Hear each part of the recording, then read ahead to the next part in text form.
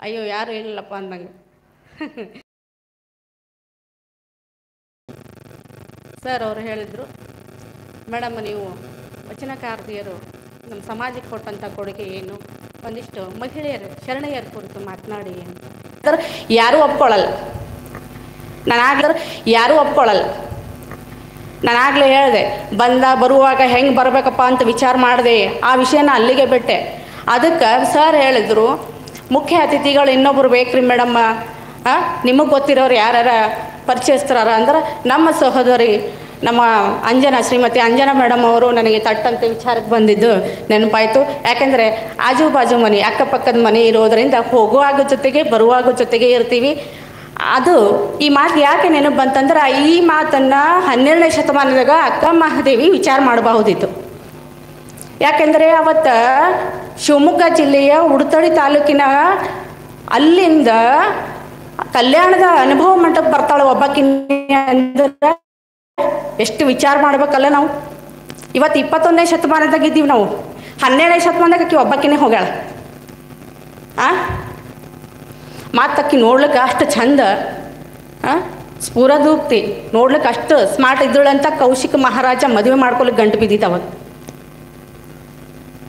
ಅದಕ್ಕೆ ನನಗೆ ಅನ್ನಿಸ್ತು ಹಂಗೆ ಈ ಸಂದರ್ಭಕ್ಕೆ ಸಹೋದರಿ ಜೊತೆಗಿದ್ದಕ್ಕೆ ಒಂದಿಷ್ಟು ಬಲ ಬಂದಂಗೆ ಆಯಿತು. ಇಬ್ಬರು ಕೂಡ ಬಂದ್ವಿ. ಇವತ್ತು ಕಾರ್ಯಕ್ರಮದ ಉಪನ್ಯಾಸ ಮಾಡಲಿಕ್ಕೆ ಸಾಧ್ಯ ಆಗ್ತದೆ ಅಂತ ಈ ಸಂದರ್ಭದಲ್ಲಿ ಹೇಳಲಿಕ್ಕೆ ಇಷ್ಟಪಡ್ತೀನಿ. ಶರಣರ ಕುರಿತು ಹೇಳುವುದಾದರೆ, ಶರಣ ಪರಂಪರೆಯನ್ನು ನೋಡಿದಾಗ ನಾವು ಮೊಟ್ಟ ಮೊದಲಿಗೆ ನಮಗೆ ನೆನಪಾಗೋದು, ಫಸ್ಟಿಗೆ ನಮಗೆ ಪ್ರಚಲಿತದಲ್ಲಿರುವಂಥ ಒಂದಿಷ್ಟು ಶರಣೆಯರಷ್ಟೇ ನೆನಪು ಬರ್ತಾರೆ. ನಾವು ಯಾರನ್ನು ಆಚರಣೆ ಮಾಡ್ಕೋತೀವಿ, ಬಸವಣ್ಣ ಜಲ್ದಿ ನೆನಪು ಬರ್ತಾನೆ ಶರಣ ಅಂತ ಕೂಡಲೇ, ಹೌದಾ? ಅಲ್ಲಂಪ್ರಭು ಲೇಟಾಗಿ ನೆನಪು ಬರ್ತಾನೆ, ಹೌದಾ? ಬಸವಣ್ಣನಷ್ಟು ಪರಿಚಯ ಇದ್ದಿದ್ದು ಅಲ್ಲಂಪ್ರಭು ಲೇಟಾಗಿ. ಅಲ್ಲಂಪ್ರಭು ಭಾಳ ಮಂದಿಗೆ ನೆನಪಿಲ್ಲ. ಅದು ಸಿದ್ದರಾಮ ನೆನಪಿಲ್ಲ, ಅವನಷ್ಟೇ ಪ್ರಚಾರ, ಅವರಷ್ಟೇ ಎಲ್ಲರ ಸಹಚರರು ಯಾವಾಗೆಲ್ಲ ಇದ್ದವರು, ಬಸವಣ್ಣನ ಜೊತೆಗೆ ಇದ್ದವ್ರು ಇವರೆಲ್ಲ. ಆದರೆ ಯಾಕೆ ಬಸವಣ್ಣ ನೆನಪಾಗ್ತಂದ್ರೆ ಲೀಡರ್. ಬಸವಣ್ಣ ಎಲ್ಲರಿಗೂ ಲೀಡರ್ ಇದ್ದನು, ನಾಯಕ ಇದ್ದನು. ಅದಕ್ಕೆ ನಮ್ಮ ಅಂಬರಾಯ್ ಸರ್ನು ಇವ್ರದ್ದೆಲ್ಲ ಗುಂಪಿನ ಲೀಡರ್ ಇದ್ದಂಗೆ ಅವರೊಬ್ಬರೇ ಮ್ಯಾಲೆ ಕಾಣಿಸ್ತಾರೆ. ಆದರೆ ಅವ್ರ ಹಿಂದೆ ಎಲ್ಲರೂ ಕೆಲಸ ಮಾಡ್ತಾರೆ. ಹಂಗಂದಾಗ ಇಂಥ ಕಾರ್ಯಕ್ರಮಗಳೆಲ್ಲ ಯಶಸ್ವಿ ಆಗ್ಲಿಕ್ಕೆ ಸಾಧ್ಯ ಆಗ್ತದೆ, ಹೌದಲ್ರಿ? ಅದಕ್ಕೆ ಅಂಥ ಶರಣ ಪರಂಪರೆಯೊಳಗೆ ಪ್ರಜ್ವಲಿಸಿದಂತಹ ತಾರೆಗಳಾಗಿ ಮಿಂಚಿದಂತಹ ಮೊಟ್ಟ ಮೊದಲಿಗೆ ನೆನಪಾಗೋದು ನಮಗೆ ಅಕ್ಕ ಮಹಾದೇವಿ, ಹೌದಾ? ನಮಗೂ ಗೊತ್ತು, ನಿಮಗೂ ಗೊತ್ತು, ಸಣ್ಣ ಸಣ್ಣ ಮಕ್ಕಳಿಗೂ ಗೊತ್ತು ಅಕ್ಕ ಮಹಾದೇವಿ ಯಾರು ಅಂತ. ಅಕ್ಕ ಮಹಾದೇವಿ ಯಾರು ಅಂತ ಹೆಸರು ಗೊತ್ತದ, ಮೂರ್ತಿ ನೋಡಿದ ಕೂಡಲೇ ಗೊತ್ತಾಗ್ತದೆ ಈಕೆ ಅಕ್ಕ ಮಹಾದೇವಿ ಅಂತ. ಅಕ್ಕ ಮಹಾದೇವಿ ಪಿಕ್ಚರ್, ಈ ಚಿತ್ರವನ್ನು ನೋಡಿದಾಗ ನಮ್ಗೆ ಕಾಣಿಸ್ತದೇನೋ ಮೈ ತುಂಬ ಕೂದಲು ಹರಡ್ಕೊಂಡಿದ್ದು, ಹೌದಾ? ಮೈ ತುಂಬ ಕೂದಲು ಹರಡ್ಕೊಂಡಿದ್ದು ಯಾಕೆ ಆ ರೀತಿ ಆಯಿತು ಅನ್ನುವಂಥದ್ದು ಒಂದಿಷ್ಟು ಮೆಲ್ಕು ಹಾಕೋದು. 12ನೇ ಶತಮಾನದೊಳಗೆ ಅಕ್ಕ ಮಹಾದೇವಿ ಎಲ್ಲರಂಥದ ವ್ಯಕ್ತಿತ್ವ ಅವಳದಲ್ಲ. ಅವಳ ವ್ಯಕ್ತಿತ್ವ ಸ್ವಲ್ಪ ವಿಶಿಷ್ಟ. ಯಾಕಂದರೆ ಅವಳು ಲೋಕದ ಪತಿಯನ್ನೇ ತನ್ನ ಪತಿಯನ್ನಾಗಿ ಮಾಡಿಕೊಂಡವಳು. ನಾವೆಲ್ಲ ಸಹಜ ಮನುಷ್ಯರು, ನಾವೆಲ್ಲ ನಮ್ಮ ತಾಯಿ ತಂದೆಯರು ಮಾಡಿಕೊಟ್ಟಂಥ ನೋಡಿ ಮಾಡಿ ಸಾಮಾನ್ಯ ಮನುಷ್ಯರು ನೋಡಿ ಮಾಡ್ಕೊಂಡು ವಿವಾಹ ಮಾಡ್ಕೋತೀವಿ. ಆದರೆ ಅವಳು ಶಿವಮೊಗ್ಗ ಜಿಲ್ಲೆಯ ಶಿಕಾರಿಪುರ ತಾಲೂಕಿನ ಉಡುತಡಿ ಅಥವಾ ಉಡುಗಣಿ ಎನ್ನುವಂತಹ ಗ್ರಾಮದಲ್ಲಿ ಜನಿಸ್ತಾಳೆ.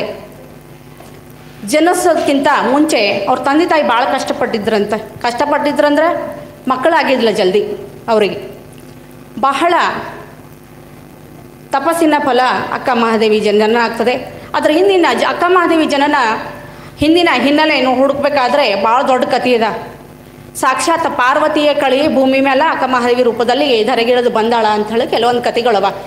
ಹರಿಹರ ಅಂತ ಕವಿಗಳದು ಬರೀತಾರೆ, ತಮ್ಮ ಕಾದಂಬರಿಗಳಲ್ಲಿ, ಕಥೆಗಳಲ್ಲಿ, ಕಾವ್ಯಗಳಲ್ಲಿ ಬರೀತಾರೆ. ಅದೆಲ್ಲ ಕಥೆ ಹೇಳ್ಕೊತ ಕುಂತಾರೆ ಒಬ್ಬರದೇ ಆಗ್ತದೆ ಇವತ್ತು. ಅದಕ್ಕೆ ಜನನ ಆಗ್ತದ ಭೂಮಿಗೆ ಸಾಕ್ಷಾತ್ ಶಿವನ ಸತಿ ಪಾರ್ವತಿನೇ ಭೂಮಿಗೆ ಇಳಿದು ಬಂದಂತಹ ರೂಪ ಅಕ್ಕ ಮಹಾದೇವಿ ಆಗಿರ್ತಾಳೆ. ಅದಕ್ಕೆ ಅಕ್ಕ ಮಹಾದೇವಿ ಲೇಟ್ ಆದರೂ ಚಿಂತೆ ಇಲ್ಲ, ಲೇಟೆಸ್ಟ್ ಆಗಿ ಹೋದ್ಲು ಅಂತ. ಹೌದಲ್ರಿ? ಚಿಕ್ಕ ವಯಸ್ಸಿಗೆ ಅಗಾಧ ಜ್ಞಾನವನ್ನು ಸಂಪಾದಿಸಿಕೊಂಡು ಲೋಕಕ್ಕೆ ಇವತ್ತು 12ನೇ ಶತಮಾನದಾಗ ಆದಂಥ ಘಟನೆಗಳು 21ನೇ ಶತಮಾನಕ್ಕೆ ಮೆಲುಕು ಹಾಕ್ತೀವಿ ಅಂದ್ರೆ ಇನ್ನೊಬ್ಬ ಅಕ್ಕಮಹಾದೇವಿ ಹುಟ್ಟಿಲ್ಲ, ಇನ್ನೊಬ್ಬ ಸಿದ್ದರಾಮ ಹುಟ್ಟಿಲ್ಲ, ಇನ್ನೊಬ್ಬ ಬಸವಣ್ಣ ಹುಟ್ಟಿಲ್ಲ, ಇನ್ನೊಬ್ಬ ಅಂಬೇಡ್ಕರೇ ಹುಟ್ಟಿಲ್ಲ, ಯಾರೂ ಹುಟ್ಟಿಲ್ಲ. ಅವರವರು ಒಂದು ವ್ಯಕ್ತಿ ವಿಶಿಷ್ಟತೆ ಅದ ಅಂಥವ್ರದ್ದು. ಇಲ್ರಿ, ನಾವು ಅವ್ರಂಗೆ ಆತೀವಿ, ಆಗಲ್ಲ, ಸಾಧ್ಯ ಇಲ್ಲ. ಅವ್ರು ಅವ್ರಂಗೆ ಆತಾರ, ನಾವು ನಮ್ಮಂಗೆ ಆಗಮ್ಮ, ನಾವು ನಮ್ಮಂಗೂ ಆಗಲ್ಲ. ನಾವು ಅವ್ರಂಗೂ ಆಗಲ್ಲ, ನಮ್ಮಂಗೂ ಆಗಲ್ಲ, ನಡು ಇರ್ತೀವಿ ನಾವು, ನಘರ್ ನಘಾಟ್. ಹೌದಲ್ರಿ? ಯಾಕಂದ್ರೆ ನಮ್ಮ ನುಡಿ ನಡೆ ಒಂದಿಲ್ಲ. ಆ ನುಡಿ ನಡೆ ಒಂದೇ ಆಗ್ಲಿಕ್ಕೆ ಸಮಾಜ ಬದುಕ್ಲಿಕ್ಕೆ ನಮಗೆ ಮಾಡಿಕೊಡ್ಸಲ್ಲ. ಸತ್ಯದಿಂದ ಬದುಕ್ಲಿಕ್ಕೆ ಆಗಲ್ಲ. ಏನು ಸತ್ಯ ಹರಿಶ್ಚಂದ್ರ ಮೊಮ್ಮಗಳು ನೀನು, ನಡಿ ಸಾಕು, ಮುಂದೆ ನಡಿ ಅಂತ ಏನಾರ ಹೇಳಿಕ್ಕೆ ಹೋದ್ರೆ. ಹೌದಾ? ಸಮಾಜನೇ ಹಂಗೆ ಆದರೆ ಅನಿವಾರ್ಯ ಇದೆ. ಕುಂತರು ತಪ್ಪು, ನಿಂತರ್ತಂತೂ ಮಾತಾಡಿದ್ರೆ ತಪ್ಪು, ಏನು ಮಾಡಿದ್ರೆ ತಪ್ಪು. ಅದಕ್ಕೆ ಆ ತಪ್ಪುಗಳನ್ನೆಲ್ಲ ದಾಟಿ ಮುಂದೆ ಹೋಗೋಣ ಜಾಣ. ಈಗಿನ 21ನೇ ಶತಮಾನದಾಗ ಎಲ್ಲ ಜಾಡಿಸ್ಕೊಂಡು ಮುಂದೆ ಹೋಗ್ತಾರಲ್ಲೇ ಅವರೇ ಶಾಣ್ಯರ ಈಗಿನ. ಅದಕ್ಕೆ ಅಕ್ಕ ಮಹಾದೇವಿ ಜನನ ಭಾಳ ತಪಸ್ಸಿನ ಫಲ ಜನನ ಆಗ್ತದೆ. ತಂದೆ ನಿರ್ಮಲಾ ಶೆಟ್ಟಿ, ತಾಯಿ ಲಿಂಗಮ್ಮ.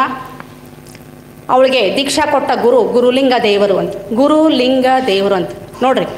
ಗುರುಗಳು ದೀಕ್ಷಾ ಗುರು ಹೆಂಗದ ಹೆಸರು ನೋಡ್ರಿ, ಗುರುಲಿಂಗ ದೇವರು ಅಂತ. ಹೌದಾ? ಅಕ್ಕ ಮಹಾದೇವಿ ದೀಕ್ಷಾ ಗುರು ಯಾರು? ಗುರುಲಿಂಗ ದೇವರು. 3 ಒಳಗೆ ಒಳಗೊಂಡಂತಹ ಗುರುಲಿಂಗ ದೇವರು ಅವಳಿಗೆ ದೀಕ್ಷಾ ಕೊಟ್ಟಂಥ ಗುರುಗಳು. ಹುಟ್ಟಿನಿಂದ ಅವಳೊಂದು ವಿಶಿಷ್ಟ ವ್ಯಕ್ತಿತ್ವ. ಅವಳು ಸಾಂಸಾರಿಕ ಜಗತ್ತನ್ನು ಅಪ್ಪಿ ಮಾತಾಡಬೇಡ್ರಿ.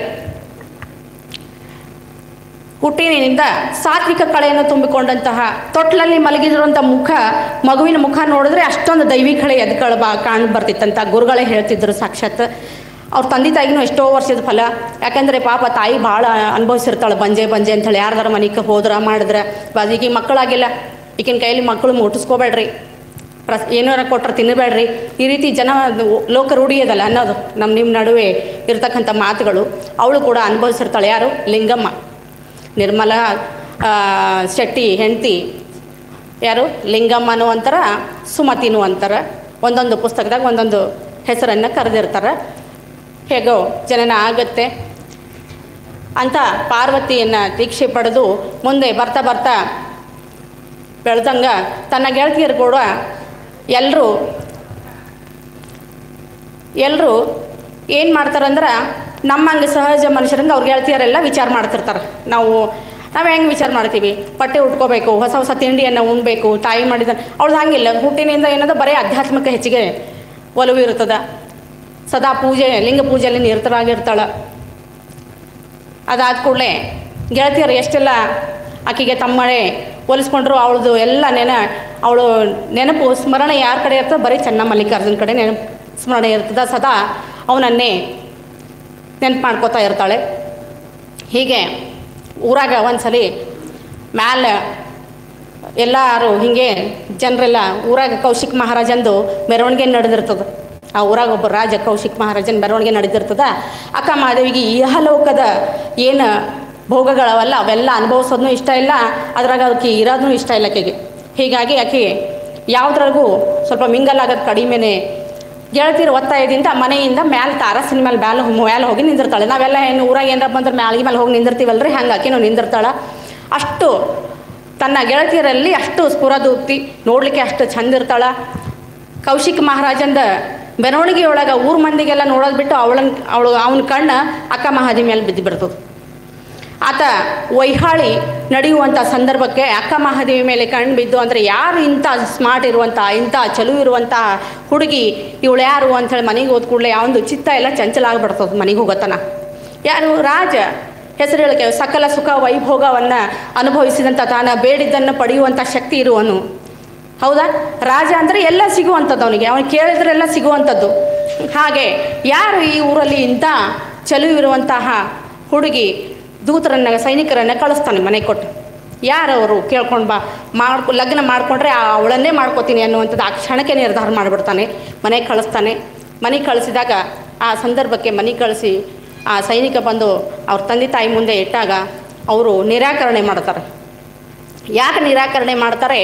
ಅವರು ಒಂದು ಮಧ್ಯಮ ವರ್ಗದವರು, ಕುಟುಂಬದವರು, ಆಮೇಲೆ ಆಧ್ಯಾತ್ಮಿಕ ತಮ್ಮನ್ನು ತಾವು ಸಮರ್ಪಣೆ ಮಾಡಿಕೊಂಡವರು, ವೈಭೋಗ ಸುಖವನ್ನು ಒಲ್ಲದ ಮನಸ್ಸಿನವರು. ಅವರು ವೈಭೋಗ ಸುಖ ಬೇಕಾಗಿಲ್ಲ ಅವರಿಗೆ, ಇದ್ದಿದ್ರಲ್ಲೇ ತೃಪ್ತರಾಗಿರುವಂಥದ್ದು. ಸಾಮಾನ್ಯವಾಗಿ ಜನರ ಜೋಡಿ ಬೆರೆಯುವಂಥವ್ರು ಅಂಥ ರಾಜನಿಗೆ ನಾವು ಕೊಡೋಲ್ಲ ಅಂತ ತಿಳ್ಕೊಂಡು ನಿರಾಕರಣೆ ಮಾಡ್ತಾರೆ, ವಾಪಸ್ ಹೋಗ್ತಾರೆ ದೂತರು. ಹಿಂಗೆ ಹೇಳ್ಯಾರ ಅಂತ ರಾಜನಿಗೆ ಸಿಟ್ಟು ಬರ್ತದೆ. ಮತ್ತೆ 2ನೇ ಸರ್ತಿನೂ ಕಂಟ್ರೋಲ್ ಮಾಡ್ಕೊಂಡು 2ನೇ ಸರ್ತಿನೂ ಕಳಿಸ್ತಾನೆ. ಮತ್ತೆ ಫಲ ಪುಷ್ಪ ಏನೇನವ ಎಲ್ಲ ಕೊಟ್ಟು ನನಗೆ ಮಗಳನ್ನ ಕೊಡಬೇಕು ಅಂತೇಳಿ 2ನೇ ಸರ್ತಿ ಕಳಿಸಿದಾಗ ಅವಾಗೂ ನಿರಾಕರಣೆ ಮಾಡ್ತಾಳೆ. 3ನೇ ಸರ್ತಿ ಸಿಟ್ಟು ಬಂದು ರೋಷಕ್ಕೆ ಎದ್ದು ಏನು ಮಾಡ್ತಾನೆ, ಸೈನಿಕರನ್ನೇ ಬಂದಿ ಮಾಡ್ಕೊಂಡು ಬಾ ಅವರಿಗೆ ಜೈಲ್ನಾಗ ಹಾಕಮ್ಮ ಅಂಥೇಳಿ ದೂತರನ್ನು ಕಳಿಸಿದಾಗ ಹೆದರಿಸಿ ಬೆದರಿಸಿ ನಿಮ್ಮ ಮಗಳು ಕೊಡಲಿಲ್ಲ ಅಂದರೆ ನಿಮಗೆ ಜೈಲಿಗೆ ಹಾಕ್ತೀನಿ ಅಂತ ಹೇಳ್ತಾರೆ. ಆವಾಗ ತಂದೆ ತಾಯಿ ಕಷ್ಟವನ್ನು ನೋಡಿ ಅಕ್ಕ ಮಹಾದೇವಿ ಒಪ್ಕೊಳಕ್ಕೆ ಮದುವೆ ಮಾಡ್ಕೊಳಕ್ಕೆ ಒಪ್ಕೊಂಡ್ಬಿಡ್ತಾಳೆ. ನನ್ನ ತಂದೆ ತಾಯಿ ಕಷ್ಟ ನೋಡ್ಲಿಕ್ಕಾಗಲ್ಲ, ಇರಲಿ ಬಿಡು ಒಪ್ಕೊಳ್ಳಮ್ಮ ಅಂತ ತಿಳ್ಕೊಂಡು. ಆದರೆ ಆಕೆ ಹಂಗೆ ಒಪ್ಕೊಳ್ಳಲ್ಲ, ಷರತ್ತಾಗಿ ಹೋಗ್ತಾಳೆ. ಮದುವೆ ಮಾಡ್ಕೋಬೇಕಾಗಿತ್ತಂದ್ರೆ ಷರತ್ತು ಹಾಕ್ತಾಳ್ರಿ. ಎಂಥ ಷರತ್ತು? 3 ಷರತ್ತು ಹಾಕ್ತಾಳಕ್ಕೆ. ಗುರು, ಲಿಂಗ, ಜಂಗಮ. ಈ ಗುರು, ಲಿಂಗ, ಜಂಗಮರ ಈ 3 ನೀನು ನಾನು ಯಾವಾಗಲೂ ಈ 3 ನೀನು ಒಂದು ವೇಳೆ ತಡೆದ್ರೆ ನಾನು ಆ ಕ್ಷಣಕ್ಕೆ ನಿನ್ನಿಂದ ನಾನು ಹೊರಗೆ ಬರ್ತೀನಿ ಅನ್ನುವಂಥ ಷರತ್ತು. ಮೊದಲು ಪರೀಕ್ಷೆ ಮಾಡ್ತೀನಿ ಅಂತಳಕ್ಕೆ. ಲಗ್ನ ಮಾಡ್ಕೊಂಡು ಹೋಗಲ್ಲ ಅವ್ರ ಮನೆಗೆ. ಮೊದಲಕ್ಕೆ ಪರೀಕ್ಷೆ ತಗೋತಾಳೆ ಅವನಿಂದ. ಹೋಗ್ತಾಳೆ ಮನೆಗೆ. ಸಕಲ ಆಧಾರಾತಿಥ್ಯಗಳಿಂದ ಮನೆಗೆ ಕರೆಸ್ಕೊತಾನೆ ಕೌಶಿಕ ಮಹಾರಾಜ. ಕರೆಸ್ಕೊಂಡು ಅಲ್ಲಿ ಆಕೆ ಮುಂಜಾನೆ ಚಂತನ ಅದೇ ಮಾಡ್ಲಿಕ್ಕತ್ತಳು. ಯಾರು? ಅಕ್ಕ ಮಹಾದೇವಿ. ರಾಜನ್ ಮುಂಜಾನೆ ಎದ್ದು ಕೂಡಲೇ ಗುರುಗಳ ಸೇವೆ ಮಾಡ್ಲತ್ತಳು. ಸದಾ ಲಿಂಗ ಪೂಜೆದಲ್ಲಿ ತಲ್ಲಿನಾಗ್ಲತ್ತಳು. ಜಂಗಮರು ಬರ್ಲಿಕ್ಕತ್ತಳು, ಅವ್ರ ಪ್ರಸಾದ ಸೇವೆ ದಾಸೋಹ ಸೇವೆ ಮಾಡ್ಲಿಕ್ಕತ್ತಳು. ರಾಜ 1 ದಿನ ನೋಡ್ದ, 2 ದಿನ ನೋಡ್ದ, 3 ದಿನ ನೋಡ್ದ. ವೈಭೋಗ ಜೀವಿ ರಾಜ ಎಷ್ಟು ದಿನ ಅಂತ ಸುಮ್ಮನೆ ಕೊಡ್ತಾನೆ. ಅದಕ್ಕೆ ಅವಾಗ ಏನು ಮಾಡ್ತಾನೆ, 1 ಸಲ ನೋಡ್ತಾನೆ, 2 ಸಲ ನೋಡ್ತಾನೆ, ಬಂದು ಮಾತಾಡ್ಬೇಕಂತಾನೆ. ಆದ್ರೆ ಷರತ್ತು ನೆನಪಾಗ್ತದೆ ಅವನಿಗೆ, ತಡ್ಕೋತಾನೆ. ಕೊನೆಗೆ 1 ಸಲ ಸಿಟ್ಟು ಬಂದು ಪೂಜೆಗೆ ಕುಂತಾಗ ಬಂದು ಹೆಗಲು ಮುಟ್ಟಕ್ಕೆ ನೋಡ್ತಾನೆ. ಅವಳು ಪೂಜೆ ನಾವು ನೀವು ಎಲ್ಲ ಮಾಡ್ತೀವಿ, ಅಂತಹ ಪೂಜೆ ಮಾಡಿಲ್ಲರಿ ಶರಣರು. ನಾವು ಪೂಜೆ ಮಾಡೋದು ಆಡಂಬರ ಪೂಜೆ. ನಮ್ಮ ಜಗಲಿ ಮೇಲಿನ ದೇವ್ರುಗಳು ಹೇಳ್ತಾವೆ ನಾವು ಎಂಥ ಪೂಜೆ ಮಾಡ್ತೀವಿ ಅಂತ. ಅದು ನಮಗೆ ಗೊತ್ತದ, ನಮ್ಮ ಆತ್ಮಸಾಕ್ಷಿಗೆ ಗೊತ್ತದ. ಯಾಕಂದ್ರೆ ಶರಣರು ಹೇಳ್ಯಾರ ದೇವರು ಒಬ್ಬನೇ ನಿರಾಕಾರ ಸ್ವರೂಪಿ ಅಂತ. ನಾವು ದೇವನೊಬ್ಬ ನಾಮ ಹಲವು ಅಂತ ಶರಣ ಬಸವಣ್ಣ ನಮಗೆ ಹೇಳಿದಾಗ ನಾವು ದೇವರು ಹಲವು ನಾಮ ಒಂದೇ ಅಂದಂಗೆ ಆಗ್ಯದ. ನಾಮ ಒಂದೇ ಇಲ್ಲ, ದೇವನೂ ಹಲವು ನಾಮನೂ ಹಲವು ಮಾಡಿಬಿಟ್ಟಿವಿ. ಎಲ್ಲದಕ್ಕೂ ಮೂರ್ತಿ ಮಾಡ್ಕೊಂಡು ಕೂಡಿ ಆಕಾರಕ್ಕೆ ನಿರಾಕಾರ ಮಾಡ್ಕೊಂಡು ಕೂಡೋದು ನಮ್ಮ ವಿಪರ್ಯಾಸ. ನಮ್ಮ ಜಗಲಿ ಮೇಲೆ ದೇವ್ರುಗಳವ, ನನ್ನನ್ನು ಒಳಗೊಂಡೇ ಹೇಳಿಕತ್ತೀನಿ. ಲಕ್ಷ್ಮೀ, ಗಣಪತಿ, ವಿಷ್ಣು ಮತ್ತು ಯಾರ್ಯಾರೋ ಕೃಷ್ಣ ಅವರೆಲ್ಲ ಅವರು ಮುಂಜಾನೆ ಎದ್ದು 1 ತಾಸು ಅವ್ರ ಹೆಸರೇ ನಮ್ಮ ಬಾಯ್ದಾಗ ಬರಲ್ಲ. ಮನೆಯಷ್ಟು ಮಂದಿಗೆ ಬೈಕೋತ್ ಪೂಜೆ ಮಾಡ್ತೀವಿ ನಾವು. ವಿಶೇಷವಾಗಿ ಹೆಣ್ಮಕ್ಳದ್ದೇ ಹೇಳಕತ್ತೀನಿ ನಾನು. ಮನೆಯಷ್ಟು ಮಂದಿಗೆ ಪೂಜೆ ಮಾಡೋ ಹೊತ್ತಿಗೆ ನೋಡಬೇಕು, ಕಣ್ಣು ಕೆಂಪುಗ, ಮೈ ಎಲ್ಲ ವೈಬ್ರೇಷನ್ದಾಗ ಬರ್ತದೆ. ಮನೆಯವ್ರ ಸಿಟ್ಟೆಲ್ಲ ದೇವರಿಗೆ ಹಾಕಿ ತಿಕ್ಕದೆ ಪಿತಾಂಬರಿ ತೊಗೊಂಡು ತಿಕ್ಕಿ ದೇವರು ಆಕಾರ ಹೋಗಿ ನಿರಾಕಾರ ಆಗಿಬಿಟ್ಟಾನ. ಮತ್ತು ಶರಣರು ಏನು ಹೇಳಿರಿ 12ನೇ ಶತಮಾನಗ ನಿರಾಕಾರ ಸ್ವರೂಪಿ ಅದನ, ದೇವ್ರು ಒಬ್ಬನೇ ಅನ, ದೇವ್ರು ಶಿವ ಒಬ್ಬನೇನ, ಅವ್ನಿಗೆ ಒಬ್ಬನಿಗೆ ಪೂಜೆ ಮಾಡ್ರಿ ಅಂತ. ನಾವೇನು ಮಾಡಕತ್ತೀವಿ, ಹಲವು ದೇವ್ರು ಇಟ್ಕೊಂಡು ತಿಕ್ಕಿ ಮತ್ತು ಆಕಾರ ಹೋಗಿ ಗಣಪತಿ ಯಾರಂತ ಗೊತ್ತಾಗಲ್ಲಾಗ್ಯದ, ಲಕ್ಷ್ಮಿ ಯಾರಂತ ಗೊತ್ತಾಗಲ್ಲಾಗ್ಯದ, ವಿಷ್ಣು ಯಾರಂತ ಗೊತ್ತಾಗಲ್ಲಾಗ್ಯದ, ಕೃಷ್ಣ ಯಾರಂತ ಗೊತ್ತಾಗಲ್ಲಾಗ್ಯದ. ಹೌದ್ರಿ, ನಮ್ಮ ಮನೆಗೆಲ್ಲ ದೇವ್ರುಗಳು ಇಲ್ರಿ ಮೇಡಮ್, ನಮ್ಮ ಮನೆಗೆಲ್ಲ ಚಂದ ಕಾಣತ್ತಾರ ಅಂತ ಹೇಳ್ರಿ. ಹೊಸ್ದಾಗ ತಂದಿರಬೇಕು, ಕಾಣತಿರ್ಬೇಕಿನ್ನ ಪರಂಪರಾಗತ್ತ. ನಮ್ಮ ಅತ್ತಿಯವ್ರ ಕೈ ಮೇಲೆ ಹಿಂದಿನ ಹಿರಿಯವ್ರದ್ದು ಕೈ ಮೇಲೆ ಅವ ನೋಡ್ರಿ ಮೂರ್ತಿಗಳು, ಅವೆಲ್ಲ ಈಗ ಆಕಾರ ಹೋಗಿ ನಿರಾಕಾರ ಆಗ್ಯಾವ ನೋಡ್ರಿ. ಮನೆಗಳು ನಮಗೆ ಬ್ಯಾಸತ್ ಬಂದು ಹಾಕಿ ಮತ್ತೊಂದು ದೇವ್ರು ತೊಗೊಂಡಿರ್ತೀವಿ. ಇದು ಸತ್ಯ, ಒಪ್ಕೋಬೇಕಾದದ್ದು ನಾವು. ಅದಕ್ಕೆ ಅಂಥ ವ್ಯರ್ಥ ಸಮಯ ಮಾಡಬಾರ್ದು ಅಂಥೇಳಿ ಅವರು ಲಿಂಗ ಪೂಜೆ ಮಾಡಿದ್ರೆ ಆಜು ಬಾಜು ಹಾವು ಹುತ್ತ ಬೆಳೆದಿದ್ನು ಗೊತ್ತಾಗ್ತಿದ್ದಿಲ್ಲ. ಅಂಥ ಶರಣರಿದ್ರು ಅವು. ಶಿವಯೋಗಿ ಸಿದ್ದರಾಮ, ತೋಂಟದ ಸಿದ್ಧಲಿಂಗ ಶಿವಯೋಗಿ ಇವರೆಲ್ಲ ತಲೆ ಮೇಲೆ ಜಡೆ ಬಂದು ಹುತ್ತುಗಳೆಲ್ಲ ಬೆಳೆದಿವು, ಹಾವುಗಳೆಲ್ಲ ಓಡಾಡಿದವರು ಇದಿಲ್ಲ. ಅಂಥ ಇಹಲೋಕವನ್ನು ಮರೆತು ಪರಲೋಕಕ್ಕೆ ಹೋಗಿರ್ತಿರೋ.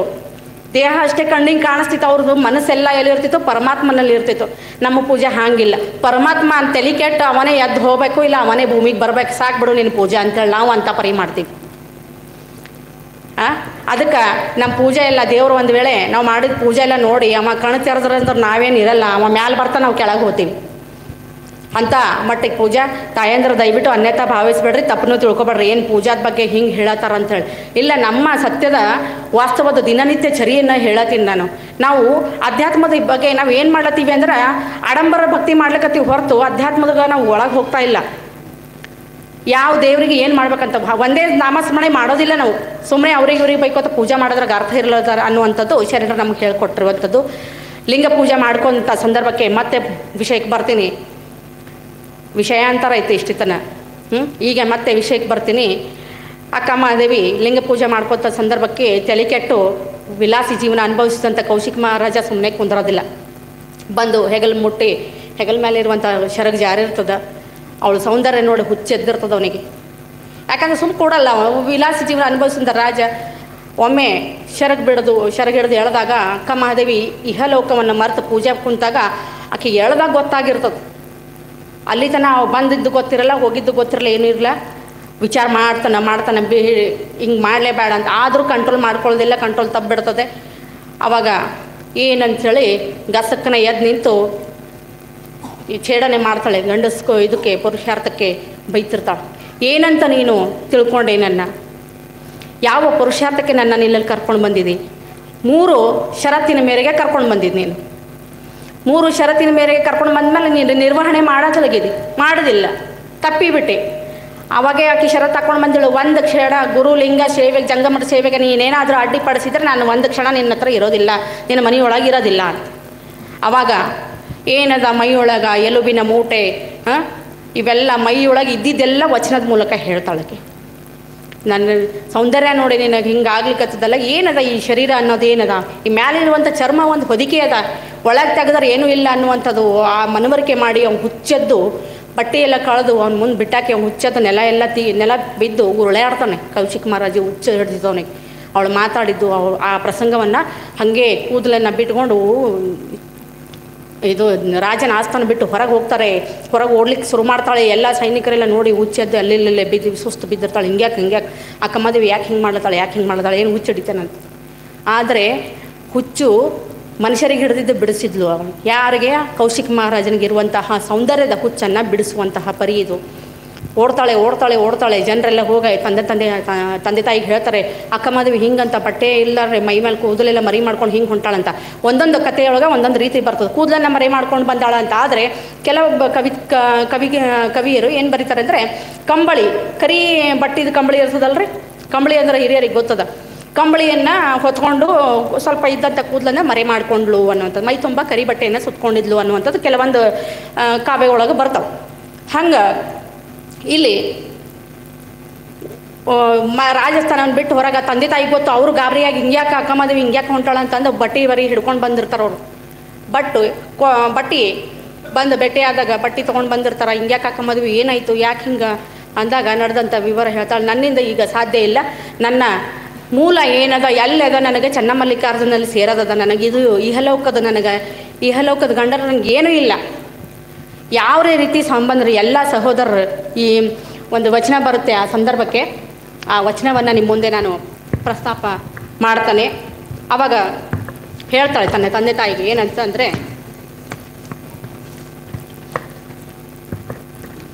ಆ ಪ್ರತಿಯೊಂದು ವಚನ ಸಾಲೆಲ್ಲ ನೆನಪಿರ್ಬೇಕಲ್ರಿ, ಅದಕ್ಕೆ ನಿಮಗೆ ಸರಿಯಾಗೇ ಹೇಳ್ಬೇಕು ನಾನು.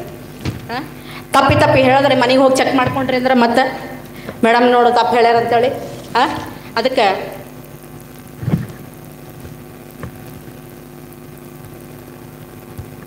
ಅಕ್ಕಮಾದೇವಿ ತನ್ನ ತಾಯಿ ತಂದೆಗೆ ಉತ್ತರ ಹೇಳ್ತಾಳೆ. ಮದುವೆ ಮಾಡ್ಕೋಂಥ ಸಂದರ್ಭಕ್ಕೆ ಎಂಥ ಗಂಡಾಗ ಬೇಕಂತ ಹೇಳ್ತಾಳೆ ಅಂದರೆ, ಸಾವಿಲ್ಲದ ಕೇಡಿಲ್ಲದ ರೂಹಿಲ್ಲದ ಚೆಲುವಾಂಗನಿಗೊಲಿದೆನವ್ವ, ಸಾವಿಲ್ಲದ ಕೇಡಿಲ್ಲದ ರೂಹಿಲ್ಲದ ಚೆಲುವಾಂಗನಿಗೊಲಿದೆನವ್ವ, ಭವವಿಲ್ಲದ ಭಯವಿಲ್ಲದ ನಿರ್ಭಯ ಚೆಲುವಾಂಗನಿಗೊಲಿದೆನವ್ವ, ಕುಲ ನಿಸ್ಸೀಮೆ ಇಲ್ಲದ ನಿಸ್ಸೀಮ ಚೆಲುವಾಂಗನಿಗೊಲಿದೆನವ್ವ, ಈ ಧರೆಯ ಸಾಯುವ ಕೆಡುವ ಗಂಡರನನ್ನು ಒಯ್ದು ಒಲೆಯೊಳಗಿಕ್ಕು. ನಾ ಮಾಡ್ಕೊಂಬ ಗಂಡಗ ಸಾವು ಇಲ್ಲ, ನೋವು ಇಲ್ಲ, ನಲಿವಿಲ್ಲ, ಅವ ಹುಟ್ಟಲ್ಲ, ಸಾಯಲ್ಲ, ಅವನಿಗೆ ರೋಗ ಇಲ್ಲ, ರುಜಿನ ಇಲ್ಲ. ಅಂಥ ಗಂಡನಿಗೆ ಹೋಲಿಸ್ಕೊಂಡಿನಿ ನಾನು. ಈ ಧರೆಯ ಜನರಲ್ಲ ಇವ್ರಿಗೆ ಸಾವದ ನೋವದ ನರಳ್ತಾರ ಏನೆಲ್ಲ ಅವ, ಇಂಥ ಎಲ್ಲ ನನ್ನ ಗಂಡಗಿಲ್ಲ. ನಾನು ಸಾಕ್ಷಾತ್ ಲೋಕದ ಪತಿಯನ್ನು ನನ್ನ ಗಂಡನನ್ನಾಗಿ ಮಾಡ್ಕೋಬೇಕಂತ ಅಂದ್ಕೊಂಡಿನಿ. ನೀವು ನನ್ನನ್ನು ಸರಿಯಾಗಿ ಅರ್ಥ ಮಾಡ್ಕೊಂಡಿಲ್ಲ ಅನ್ನುವಂತಹ ಮಾತನ್ನು ತನ್ನ ತಂದೆ ತಾಯಿಗಳಿಗೆ ಹೇಳ್ತಾಳೆ. ಅವಾಗ ಉಡುತಡಿ ಸಂದರ್ಭಕ್ಕೆ ತನ್ನ ತಂದೆ ತಾಯಿ ಬಂದು ಬಟ್ಟೆ ಕೊಡುವಂಥ ಸಂದರ್ಭಕ್ಕೆ ಹೇಳ್ತಾಳೆ. ಇದು ಯಾಕೆ ಆ ಊರಿಗೆ ಉಡುತಡಿ ಅನ್ನುವಂಥ ಹೆಸರು ಬಂತು ಅಂದರೆ, ಈ ಸಂದರ್ಭ ಯಾಕೆ ಹೇಳ್ತೀನಿ ಅಂದರೆ, ಬಟ್ಟೆಯನ್ನು ಉಟ್ಕೊಂಡು ಉಡು ತಡಿ ಆ ಊರ ಹೆಸರು. ಶಿವಮೊಗ್ಗ ಜಿಲ್ಲೆಯ ಶಿಕಾರಿಪುರ ತಾಲೂಕಿನ ಉಡುತಡಿ ಅನ್ನುವಂಥ ಗ್ರಾಮಕ್ಕೆ ಯಾಕೆ ಹೆಸರು ಬಂತು ಅಂದರೆ, ತಂದೆ ತಾಯಿ ಹೇಳ್ತಾರೆ ಅಕ್ಕ ಮಹಾದೇವಿಗೆ ಏನಂತ, ಈ ಬಟ್ಟೆ ತೊಗೊಂಡು ಉಡು ಇಲ್ಲೇ ತಡಿ, ಅದರ ಅರ್ಥ ಉಡು ತಡಿ. ಅದಕ್ಕೆ ಇವತ್ತಿಗೂ ಅದು ಉಡುತಡಿ ಅಂತಲೇ ಕರೀತಾರೆ. ಆವಾಗ ಅಕ್ಕ ಮಹಾದೇವಿ ಆ ಬಟ್ಟೆಯನ್ನು ನಿರಾಕರಣೆ ಮಾಡ್ತಾಳೆ. ನನಗೆ ಯಾವ ಸೌಂದರ್ಯದ ಮೋಹ ಇಲ್ಲ, ಆಸೆ ಇಲ್ಲ, ಆಕಾಂಕ್ಷೆ ಇಲ್ಲ, ನಾನು ಹಿಂಗೆ ದಿವ್ಯಾಂಬರೆಯಾಗಿ ಕೇಶಾಂಬರೆಯಾಗಿ ಹೊರಟು ಬಿಡ್ತೀನಿ ಅನ್ನುವಂಥ. ಅಲ್ಲ ಅಕ್ಕ ಮಹಾದೇವಿ, ನೀನು ಹಿಂಗೆ ಹೋದರೆ ಮಂದಿ ಏನಂದರು, ಲೋಕ ಚಿಂತನೆ ಮಾಡಬೇಕಲ್ಲ ನೀವು, ಅನ್ಸೂಲ ಆಸೆ. ಅಲ್ಲಿಂದ ಯಾರ ಮಾರ್ಗದರ್ಶನಕ್ಕೆ ಹೋಗ್ಬೇಕಂದ್ರೆ ಒಂದು ಸರಿ ಬಂದು ಬಸವಣ್ಣಗೆ ಭೇಟಿಯಾಗಿ ಹೋಗಬೇಕು, ಅಣ್ಣ ಬಸವಣ್ಣಗೆ ಬಂದು ಭೇಟಿ ಆಗಬೇಕು, ಅವರ ಮಾರ್ಗದರ್ಶನಕ್ಕೆ ನಾನು ಶ್ರೀಶೈಲಕ್ಕೆ ಹೋಗ್ಬೇಕನ್ನುವಂಥದ್ದು ಅವಳ ಅಂತರಾಶೆ. ಅಲ್ಲಿ ಅಲ್ಲಂ ಪ್ರಭು ಸುಮ್ಮನೆ ಅವಳನ್ನು ಅಕ್ಸೆಪ್ಟ್ ಮಾಡ್ಕೊಳ್ಳಲ್ಲ, ಸುಮ್ಮನೆ ಅವಳನ್ನು ಒಳಗೆ ಕರ್ಕೊಳ್ಳಲ್ಲ. ಅನೇಕ ರೀತಿಯ ಪರೀಕ್ಷೆ ಮಾಡ್ತಾನೆ, ಅನೇಕ ರೀತಿ ಪರೀಕ್ಷೆಯಲ್ಲಿ ಗೆಲ್ತಾಳೆ. ಕೊನೆಗೆ ನೀನು ನಿನ್ನ ಪತಿಯ ಕುರುಹು ಹೇಳು, ಇಲ್ಲಿ ನಮ್ಮ ಶರಣರೆಲ್ಲ ಒಪ್ಕೊಳ್ಳಲ್ಲ, ಬರೀ ಹೆಣ್ಮಕ್ಳು ಬಂದರೆ ಇಲ್ಲೆಲ್ಲ ಜೊತೆಗಿರ್ಬೇಕು, ಪತಿ ಪತ್ನಿ ಇಬ್ಬರು ಕೂಡ ಬಂದರೆ ನಮ್ಮ ಶರಣರಲ್ಲೋಗ ನಾವು ಕರ್ಕೋತೀವಿ, ಇಲ್ಲಾಂದ್ರೆ ಸಿಂಗಲ್ ಒಬ್ಬರು ಲೇಡಿ ಬಂದರೆ ನಾವು ಕರ್ಕೊಳ್ಳಲ್ಲ ಅನ್ನುವಂಥ ಮಾತನ್ನು ಹೇಳ್ತಾನೆ ಅಲ್ಲಂ ಪ್ರಭು. ಆದರೆ ಅದಕ್ಕೆಲ್ಲ ಸರಿಯಾದ ಪ್ರಶ್ನೆಗೆ ಸರಿಯಾದ ಉತ್ತರವನ್ನು ಕೊಟ್ಟು ಗೆಲ್ತಾಳೆ. ಅದಕ್ಕೆ ಚೆನ್ನಬಸವಣ್ಣ ಎಲ್ಲರ ಅಕ್ಕ, ನಮ್ಮ ಅಕ್ಕ ಮಹಾದೇವಿ ಅಂಥೇಳಿ ಘೋಷಣೆ ಮಾಡ್ತಾನೆ. ಅಂದಿನಿಂದ ಮಹಾದೇವಿ ಇದ್ದಂತಹ ಅಕ್ಕ ಮಹಾದೇವಿಯಾಗಿ ನಿಲ್ತಾಳೆ. ಅವತ್ತೇ ಅವಳಿಗೆ ಅಕ್ಕ ಅಂತ, ಎಲ್ಲರ ಅಕ್ಕ ಇವಳು, ಎಲ್ಲರಿಗಿಂತ ದೊಡ್ಡವಳು ಅನ್ನುವಂತಹ ಪದವಿಯನ್ನು ಕೊಡ್ತಾರೆ ಆಕೆಗೆ. ಅಲ್ಲಿಂದ ಮುಂದೆ ಅಲ್ಲಂ ಪ್ರಭು, ಬಸವಣ್ಣ, ಚೆನ್ನಬಸವಣ್ಣ ಇವರೆಲ್ಲರ ನೇತೃತ್ವದಲ್ಲಿ ಅವಳು ಶ್ರೀಶೈಲ ಕದಳಿಗಳಲ್ಲಿ ಹೋಗಿ ನಿಲ್ತಾಳೆ. ಅವಳದು ಜೀವನ ಇಷ್ಟು ಅಂದರೆ ಅಷ್ಟು ಸರಳವಾಗಿ ನಾನು ಈ ಸಂಕ್ಷಿಪ್ತದಲ್ಲಿ ಹೇಳಿದಂತಹ ಜೀವನ ಅವಳದಲ್ಲ. ಆದರೆ ಇದರ ಆಚೆಗೂ ಭಾಳ ಸುದೀರ್ಘವಾದ ಅವಳ ಕತೆ. ಅದ್ರ ಜೊತೆಗೆ ಇನ್ನೊಬ್ಬ ಶರಣೆ ಬರ್ತಾಳೆ, ಐದಕ್ಕಿ ಲಕ್ಕಮ್ಮ ಅಂತ. ಐದಕ್ಕಿ ಲಕ್ಕಮ್ಮ ಅಂತಂದರೆ ನೀವು ಕೇಳಿರ್ಬೇಕು, ಕೆಲವೊಬ್ಬರು ಅಷ್ಟೇ ಕೇಳಿರಬೇಕು, ನಮ್ಮ ಹುಡುಗರು ಕೇಳಿರ್ತಾರಂತ ಅನ್ನಿಸ್ತದೆ. ಹೌದಾ, ಕೇಳಿರ್ತೀರಿ. ಐದಕ್ಕಿ ಲಕ್ಕಮ್ಮ ಸುಮಾರು ಒಂದು 20, 22, 27 ವಚನವನ್ನು ಬರೆದಿರ್ತಾಳೆ. ಅಕ್ಕ ಮಹಾದೇವಿ ಇದು ಭಾಳಷ್ಟು ಬಂದವೆ, ಐದಕ್ಕಿ ಲಕ್ಕಮ್ಮದು ಒಂದಿಷ್ಟು ಕಡಿಮೆ ಇದ್ದಾವೆ. ಐದಕ್ಕಿ ಲಕ್ಕಮ್ಮ ಅವಳ ವಿಚಾರಧಾರೆಗಳನ್ನು ನಾವು ವಿಶೇಷವಾಗಿ ಮಹಿಳೆಯರು ಅಳವಡಿಸ್ಕೊಂಡ್ರೆ ಇವತ್ತು ನಮ್ಮ ಜಗತ್ತಿನಲ್ಲಿ, ನಮ್ಮ ದೇಶದಲ್ಲಿ ನಿರುದ್ಯೋಗ ಮತ್ತು ಆರ್ಥಿಕದ ಪರಿಸ್ಥಿತಿ, ಬಡತನ ಇವ್ಯಾವು ಇರ್ತಿರಲಿಲ್ಲಂತ. ಅವಳದು ಏನು ಸಿದ್ಧಾಂತ ಅಂದರೆ, ಕಾಯಕ ಮಾಡಬೇಕು, ದಾಸೋಹ ಮಾಡಬೇಕು, ಹೆಚ್ಚಿನ ಸಂಗ್ರಹ ಅವಳು ಮಾಡಬಾರ್ದು ಅನ್ನುವಂತಹ ಮಾತನ್ನು ಹೇಳ್ತಾಳೆ. ಅಂದರೆ ತನ್ನ ಗಂಡನಿಗೆ ಪ್ರಶ್ನೆ ಮಾಡ್ತಾಳೆ, ಏನಂತ, ಒಮ್ಮನವ ಮೀರಿ ಇಮ್ಮನವ ಯಾಕೆ ತಂದಿರಿ? ನಾವೇನು ಕೇಳ್ತೀವಿ, ಯಾಕೆ ಇಮ್ಮನವ ತಂದಿಲ್ಲ, ಒಮ್ಮನವೇ ಯಾಕೆ ತಂದಿರಿ ಅಂತ. ಏನು ಇದರ ಅರ್ಥ ಅಂದರೆ, ಗಂಡ ಕೇಳ್ತಾಳೆ ಒಂದು ದಿವಸ, ಈ ಬಸವಣ್ಣ ಪರೀಕ್ಷೆ ಮಾಡ್ತಾನೆ ಶರಣರನ್ನು, ಎಷ್ಟರ ಮಟ್ಟಿಗೆ ಸರಿ ಅದರ. ಬಸವಣ್ಣನ ಪರೀಕ್ಷೆಗೆ ಕೆಲವೊಂದು ಶರಣರನ್ನು ಪರೀಕ್ಷೆಗೆ ಒಳಪಡಿಸ್ತಾರೆ. ಅವತ್ತು ಒಂದಿನ ಏನಾಗ್ತದಂದ್ರೆ, ಹೀಗೆ ಅನುಭವ ಮಂಟಪದಾಗ ಕುಂತಿರ್ತಾರೆ. ಇದೇ ರೀತಿ ಅನುಭವ ಸಂಗಮ ಅಂತ ಏನು ಅದಲೆಯಲ್ಲಿ, ಅಲ್ಲಿ ಅನುಭವ ಮಂಟಪದಾಗ ಈ ರೀತಿ ವಿಚಾರ ವಿನಿಮಯ ನಡೀತಾ ಇರ್ತದೆ. ಪ್ರತಿಯೊಂದು ಸಮಸ್ಯೆಗೆ ಪ್ರತಿಯೊಂದು ಉತ್ತರ ಅಲ್ಲಿ ಸೇರಬೇಕಾಗ್ತದೆ. ಅಲ್ಲಿ ಅವತ್ತೇನಾಗ್ತದೆ, ಎಲ್ಲರೂ ಹಿಂಗೆ ವಿಚಾರ ವಿನಿಮಯ ಮಾಡ್ಲಿಕ್ಕೆ ಆ ಕೆಲಸ ಮರೆತು ಕುಂತಿರ್ತಾನೆ ಗಂಡ. ಏನಂತ, ಕೆಲಸ ಟೈಮ್ ಆಗ್ಯದ, ಎದ್ದು ಹೋಗು ಅಂತ ಹೇಳಿ ಗಂಡಗೆ ಹೇಳ್ತಾಳೆ. ಏನಂತ ಗಂಡಗೆ ಏನು ಹೇಳ್ತಾಳೆ ಅಂದರೆ, ವಚನದ ಮೂಲಕ ಹೇಳಬೇಕು ಅಂಥೇಳಿ ಭಾಳಷ್ಟು ಏನೇನೋ ಒಂದಿಷ್ಟು ಬಂದಿದ್ದಾದರೆ ಸಮಯದ ಅಭಾವ ಭಾಳ ಕಡಿಮೆ. ಕಾಯಕ ನಿಂದಿತ್ತು ಹೋಗಯ್ಯ ಎನ್ನಾಳ್ದನೆ, ಭಾವ ಶುದ್ಧವಾಗಿ ಮಹಾಶರಣರ ತಿಪ್ಪೆಯ ತಪ್ಪಲು ಅಕ್ಕಿಯ ತಂದು ನಿಶ್ಚಯಿಸಿ ಮಾಡಬೇಕು ಮಾರಯ್ಯ ಪ್ರಿಯ, ಅಮರೇಶ್ವರ ಲಿಂಗಕ್ಕೆ ಬೇಗ ಹೋಗು ಮಾರಯ್ಯ ಅಂತ ವಚನ ಹೇಳ್ತಾಳೆ. ಏನಂತ, ನೀನು ಇಲ್ಲಿ ಕುಂತು ಭಾಷಣ ಬಿಗಿದ್ರೆ ಅಲ್ಲಿ ಅಡುಗೆ ದಾಸೋಹ ಮಾಡೋದದ, ನನಗೆ ಜಂಗಮರ ದಾಸೋಹ ಮಾಡೋದದ, ನಾವು ಹೆಂಗೆ ಮಾಡ್ತೀವಿ ನಾವು ಮನ್ಯಾಗ ತಿನ್ನೋದದ ನನಗೆ ಜಲ್ದಿ ತಂದು ಅಡುಗೆ ಹಾಕು ಅಂತ. ಆಕೆಗೆ ಅದು ಕುದಿಲ್ಲ. ಜಂಗಮರ ಸೇವೆ ಮಾಡೋದ ನನಗೆ ದಾಸೋಹ ಮಾಡೋದ ನೀ ಇಲ್ಲಿ ಕುಂತ ಕತ್ತಿ ಹೇಳಿದ್ರೆ ಕೆಲಸ ಯಾರು ಮಾಡ್ತಾರೆ ಹೋಗಿ ಆರಿಸ್ಕೊಂಡು ಬರ್ಬೇಕಂತ್ರಿ. ಅವ್ರು ಕಾಯಕ್ಕೇನು ಅಕ್ಕಿ ಅಲ್ಲಿ ಇಲ್ಲಿ ಚೆಲ್ಲಿದ್ದು ಅನುಭವ ಮಂಟಪದಾಗ ಅಲ್ಲಿ ಇಲ್ಲಿ ಚೆಲ್ಲಿದ್ದು ಆರಿಸ್ಕೊಂಡು ತಂದಿದ್ದು ಅಕ್ಕಿ ತಂದು ಅನ್ನ ಮಾಡ್ಬೇಕು. ಅದು ಹೆಚ್ಚು ತರೋದಿಲ್ಲ, ಯಾವತ್ತಿಗೆ ಎಷ್ಟು ಬೇಕೋ ಅಷ್ಟೇ ತರಬೇಕು. ಆಕಿಂದು ಕಂಡೀಷನ್ ಅದ. ಗಂಡಿಗೆ ಹೇಳ್ತಾಳೆ ಅವತ್ತೇ ತರಬೇಕು, ಅವತ್ತೇ ಊಟ ಮಾಡ್ಬೇಕು. ನಾವು ಇಲ್ಲ, ಇವತ್ತೆಲ್ಲ ನಾಳೆ ಇಲ್ಲ, ವರ್ಷಕ್ಕಾಗೋಷ್ಟು ಒಮ್ಮೆ ತರಬೇಕು. ಬಂಗಾರ ಬೇಕು, ಸೀರೆ ಬೇಕು, ಬೆಳ್ಳಿ ಬೇಕು, ಮತ್ತೊಂದು ಬೇಕು ಅನ್ನೋದ್ರ ಅತೃಪ್ತ ಜೀವನ ಅಂತರಾತ್ಮ ನಾವೇನು ಮಾಯೆಗಳಾಗಿಬಿಟ್ಟಿವಿ. ಅದಕ್ಕೆ ನಾನು ಹಾಗೆ ಪ್ರಾರಂಭದಲ್ಲಿ ಹೇಳಿದೆ, 5 ಇಲಕ್ಕಂಬಳಂತಹ ಕಾಯಕ ಮತ್ತು ದಾಸೋಹ ಶ್ರದ್ಧೆ ಅವಳಂಥ ಗುಣಗಳನ್ನು ನಾವೇನಾದರೂ ವಿಶೇಷವಾಗಿ ಮಹಿಳೆಯರಲ್ಲಿ ಅಳಿಸ್ಕೊಂಡ್ರೆ ದೇಶದ ಪ್ರಗತಿ ಉನ್ನತ ಸ್ಥಿತಿಯೊಳಗಿರ್ತದೆ. ಯಾಕಂದರೆ ಅವಳು ಅವತ್ತು ಆರ್ಥಿಕ ಸ್ಥಿತಿದ ಬಗ್ಗೆ ವಿಚಾರ ಮಾಡಿದೆ. ಆರ್ಥಿಕ ಸ್ಥಿತಿ ವಿಚಾರ ಮಾಡಿದವಳು ಏನಂತ, ಅವತ್ತಿನ ಸಂಗ್ರಹ, ಅವತ್ತಿನ ಊಟ ಅವತ್ತಿಗೆ ಅಷ್ಟೇ ಸಾಕು, ಹೆಚ್ಚಿನ ಸಂಗ್ರಹ ನಮಗೆ ಬೇಡ, ಹೆಚ್ಚಿನ ಮತ್ತೊಬ್ಬರು ತಿಂತಾರೆ, ನಮ್ದಿಲ್ಲ, ಇನ್ನೊಬ್ರದ್ದು ನಮಗೆ ಬೇಕು, ಅವ್ರದ್ದು ನಮಗೆ ಬೇಕು, ಇವ್ರದ್ದು ನಮಗೆ ಬೇಕು, ಮತ್ತೊಬ್ರದ್ದು ನಮಗೆ ಬೇಕು, ಎಲ್ಲರೂ ಹೊಟ್ಟೆ ಮೇಲೆ ಕಲ್ಲು ಹಾಕಿ ನಾವು ಒಬ್ಬರೇ ತಿನ್ನಬೇಕು ಅಂತ ಅವ್ರು ಉಪವಾಸ ಇದ್ದರೂ ಇರಲ್ಲ. ಹೌದಲ್ಲ?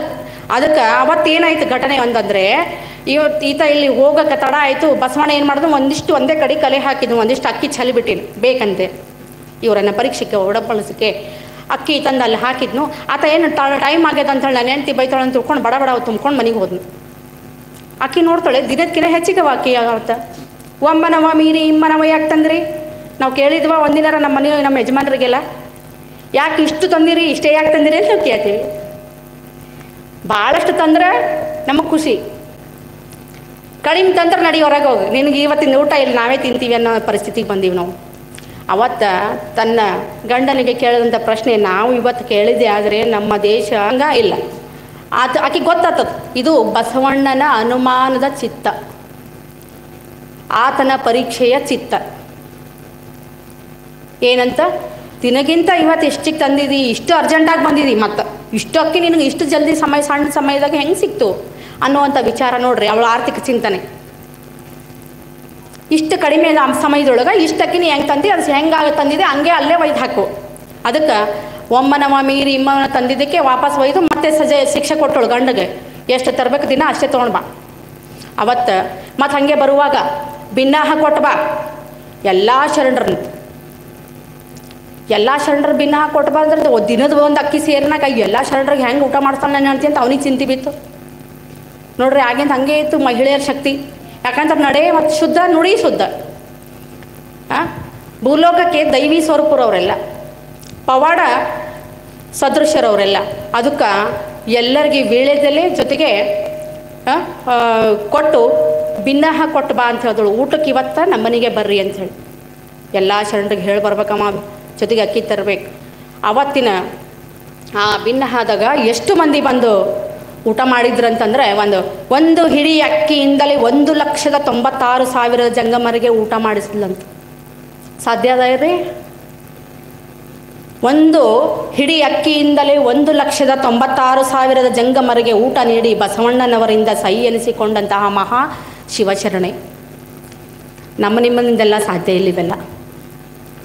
ಯಾಕಂದರೆ ನಾವು ಬೆಳಗಾದರೆ ಒಂದನ್ನು ಸುಳ್ಳಾಡ್ಲಿಕ್ಕೆ ಹೋಗಿ 10 ಸುಳ್ಳಾಗ್ತವ, 1000 ಸುಳ್ಳಾಗ್ತವ ರಾತ್ರಿ ಮೊಕೊಮತನ.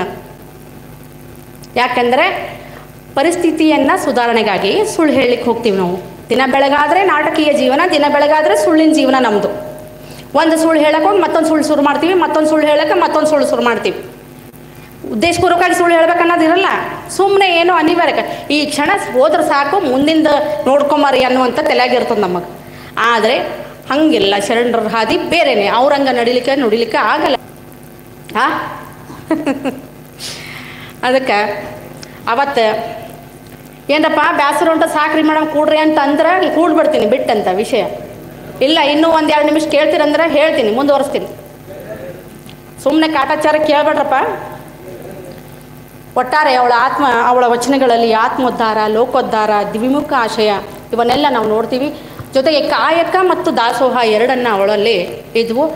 ದುಡಿದು ಉಣಬೇಕನ್ನುವಂತಹ ಪರಿಕಲ್ಪನೆ ಶರಣರ ಇಡಿಯಾಗಿ ಶರಣರ ಏನು ಪರಿಕಲ್ಪನೆ ಇತ್ತು, ಕಾಯಕ ಕೆಲಸ ಮಾಡಬೇಕು, ಊಟ ಮಾಡಬೇಕು, ಹೆಚ್ಚಿನ ಸಂಗ್ರಹ ಮಾಡಬಾರ್ದು. ಅವತ್ತು ತಂದು ಅವತ್ತೇ ಊಟ ಮಾಡಬೇಕು. ಅನ್ನುವಂತಹ ಒಂದು ತತ್ವದೊಳಗೆ ಐದಕ್ಕಿ ಮಾರಯ್ಯ ಐದಕ್ಕಿ ಲಕ್ಕಮ್ಮ ಸಹ ಒಬ್ಬಳು.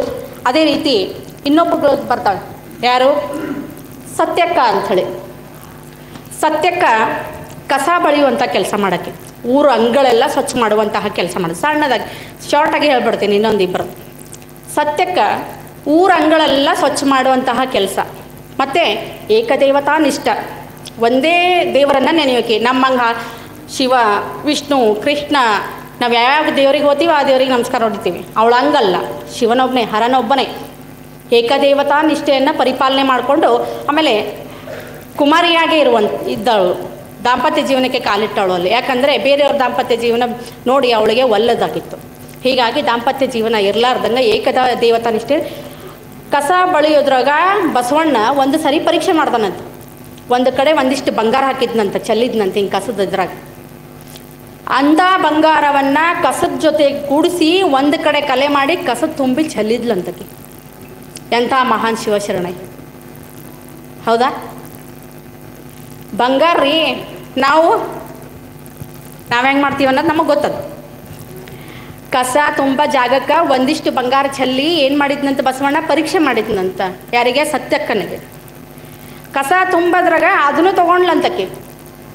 ಮಣ್ಣಿಗೆ ಸಮಾನ, ತೃಣಕ್ಕೆ ಸಮಾನ ಶರಣರಿಗೆ ಅವೆಲ್ಲ. ಲಕ್ಷ್ಮಿಗೆ ಹೇಳ್ತಿರಂತ, ನೀ ನಮ್ಮ ಮನೆಗಾರ ಬಾ, ನಿನಗೆ ಒಣಗಿ ತೊಗೊಂಡು ಹೊಡಿತೀರಂತ ಬಾಗ್ಲ ನಿಂದಿರ್ತೀರಂತ ಶರಣರು ಒಣಗಿ ತೊಗೊಂಡು. ಲಕ್ಷ್ಮಿ ಇದ್ದಲ್ಲಿ ಚಂಚಲ ಸ್ವಭಾವ. ಅವ್ರಿಗೆ ಗೊತ್ತಿತ್ತು ಲಕ್ಷ್ಮಿ ಚಂಚಲೆ. ಅವ್ರು ಏನು ಯಾರಿಗೆ ಹೊಲಿಸ್ಕೊಂಡ್ರು? ಸರಸ್ವತಿಗೆ ಹೊಲಿಸ್ಕೊಂಡ್ರು, ವಿದ್ಯೆಯನ್ನು ಹೊಲಿಸ್ಕೊಂಡ್ರು. ನಮಗೆ ಬೇಕಾಗಿಲ್ಲ ಲಕ್ಷ್ಮಿ, ನೀ ಒಳಗರ ಬಾ, ನಮ್ಮ ಮನೆಯಾಗ ಒಣಗಿ ತೊಗೊಂಡು ಹೊಡಿತೀವಿ ಅಂತ ಬಾಗ್ಲ ಒಣಗಿ ಹಿಡ್ಕೊಂಡು ನಿಂದಿರ್ತೀರಂತ. ಅದ್ರ ತಾತ್ಪರ್ಯ ಅವರು ಲಕ್ಷ್ಮಿಗೆ ಹೊಲಿಸ್ಕೊಂಡಿಲ್ಲ. ಲಕ್ಷ್ಮೀ ದೇವಿನೇ ಅವ್ರಿಗೆ ಹೊಲಿದು ಬರ್ತೀನಿ ಅಂದ್ರೂ ಬರಬೇಡ ಅಂತಿರೋರು. ಇದು ಶರಣರ ತತ್ವ, ಇದು ವಾಸ್ತವ. ಅದಕ್ಕೆ ಅಂಥ ಈ ಹೊನ್ನನ್ನು ಮಣ್ಣಲ್ಲಿ ಸೇರಿಸಿ ಏನು ಮಾಡಿದ್ಲು? ಕಸದ ಗುಂಡಿಗೆ ಚೆಲ್ಲಿ ಬಿಟ್ಟಳು. ಅವಾಗ ಸತ್ಯಕ್ಕ ಅಂದರೆ ಸತ್ಯ. ಬೇರೆಯವ್ರ ಆಸೆ, ಬೇರೆಯವ್ರ ಲಂಚಕ್ಕೆ ಆಸೆ ಮಾಡೋದು, ಸುಳ್ಳು, ಮೋಸ ಇವೆಲ್ಲ ಅವಳಿಗೆ ಬರೋಲ್ಲ. ಇದು ಸತ್ಯ ಕಳಹಾದಿ. ಅಂದರೆ ಮೋಳಿಗೆ ಮಹಾದೇವಿ ಅನ್ನುವಂಥ ಇನ್ನೊಬ್ಬ ಮಹಾನ್ ಶಿವಶರಣೆ ಬರ್ತಾರೆ. ಇವರಿಬ್ಬರು ಮೋಳಿಗೆ ಮಾರಯ್ಯ ಮತ್ತು ಮೋಳಿಗೆ ಮಹಾದೇವಿ ಒಬ್ಬ ರಾಜನ ಹೆಣ್ತೀರಿ. ಯಾರು? ಮೋಳಿಗೆ ಮಹಾದೇವಿ. ಕಾಶ್ಮೀರದ ಅರಸಾಗಿರ್ತಾನೆ. ಯಾರು? ಮಾರಯ್ಯ. ಗಂಗಾದೇವಿ ಮತ್ತು ಮಹಾದೇವ ಭೂಪಾಲ ಅಂಥೇಳಿ ಕಾಶ್ಮೀರದ ರಾಜ ಮತ್ತು ರಾಣಿ ಇರ್ತಾರೆ. ಬಸವಣ್ಣಂದು ಕೀರ್ತಿಯೆಲ್ಲ ಕೇಳಿ ಎಲ್ಲಿ ಬರ್ತಾರೆ ಅವರು? ಅನುಭವ ಮಂಟಪ ಬರ್ತಾರೆ. ದಿನಾ 6 ಲಕ್ಷ ಮಂದಿಗೆ ದಾಸೋಹ ಮಾಡ್ತಿದ್ನಂತ. ಯಾರು? ಮೋಳಿಗೆ ಮಾರಯ್ಯ. ಅಂಥವನು ಬಸವಣ್ಣನ ಕೀರ್ತಿ ನೋಡಿ ನಾನು ಯಾವಾಗ ಅನುಭವ ಮಂಟಪ ಬರಲಿ ಅಂತ ತಿಳ್ಕೊಂಡು ಇಡೀ ತನ್ನ ವೈಭೋಗ ಜೀವನವನ್ನು ತ್ಯಾಗ ಮಾಡಿ ಹೆಂಡತಿಗೆ ಜೊತೆಗೆ ಕಲ್ಯಾಣಕ್ಕೆ ಬಂದಿರ್ತಾರೆ. ಅವರು ಎಂಥ ವೃತ್ತಿ ಮಾಡ್ತಾರೆ ಗೊತ್ತದ? ಸುಖದ ಸುಪ್ಪತ್ತಿಗೆನಲ್ಲಿ ತೇಲಿ ಇರುವಂತಹ ಇಬ್ಬರು ದಂಪತಿಗಳು ಏನು ಮಾಡಿದರು?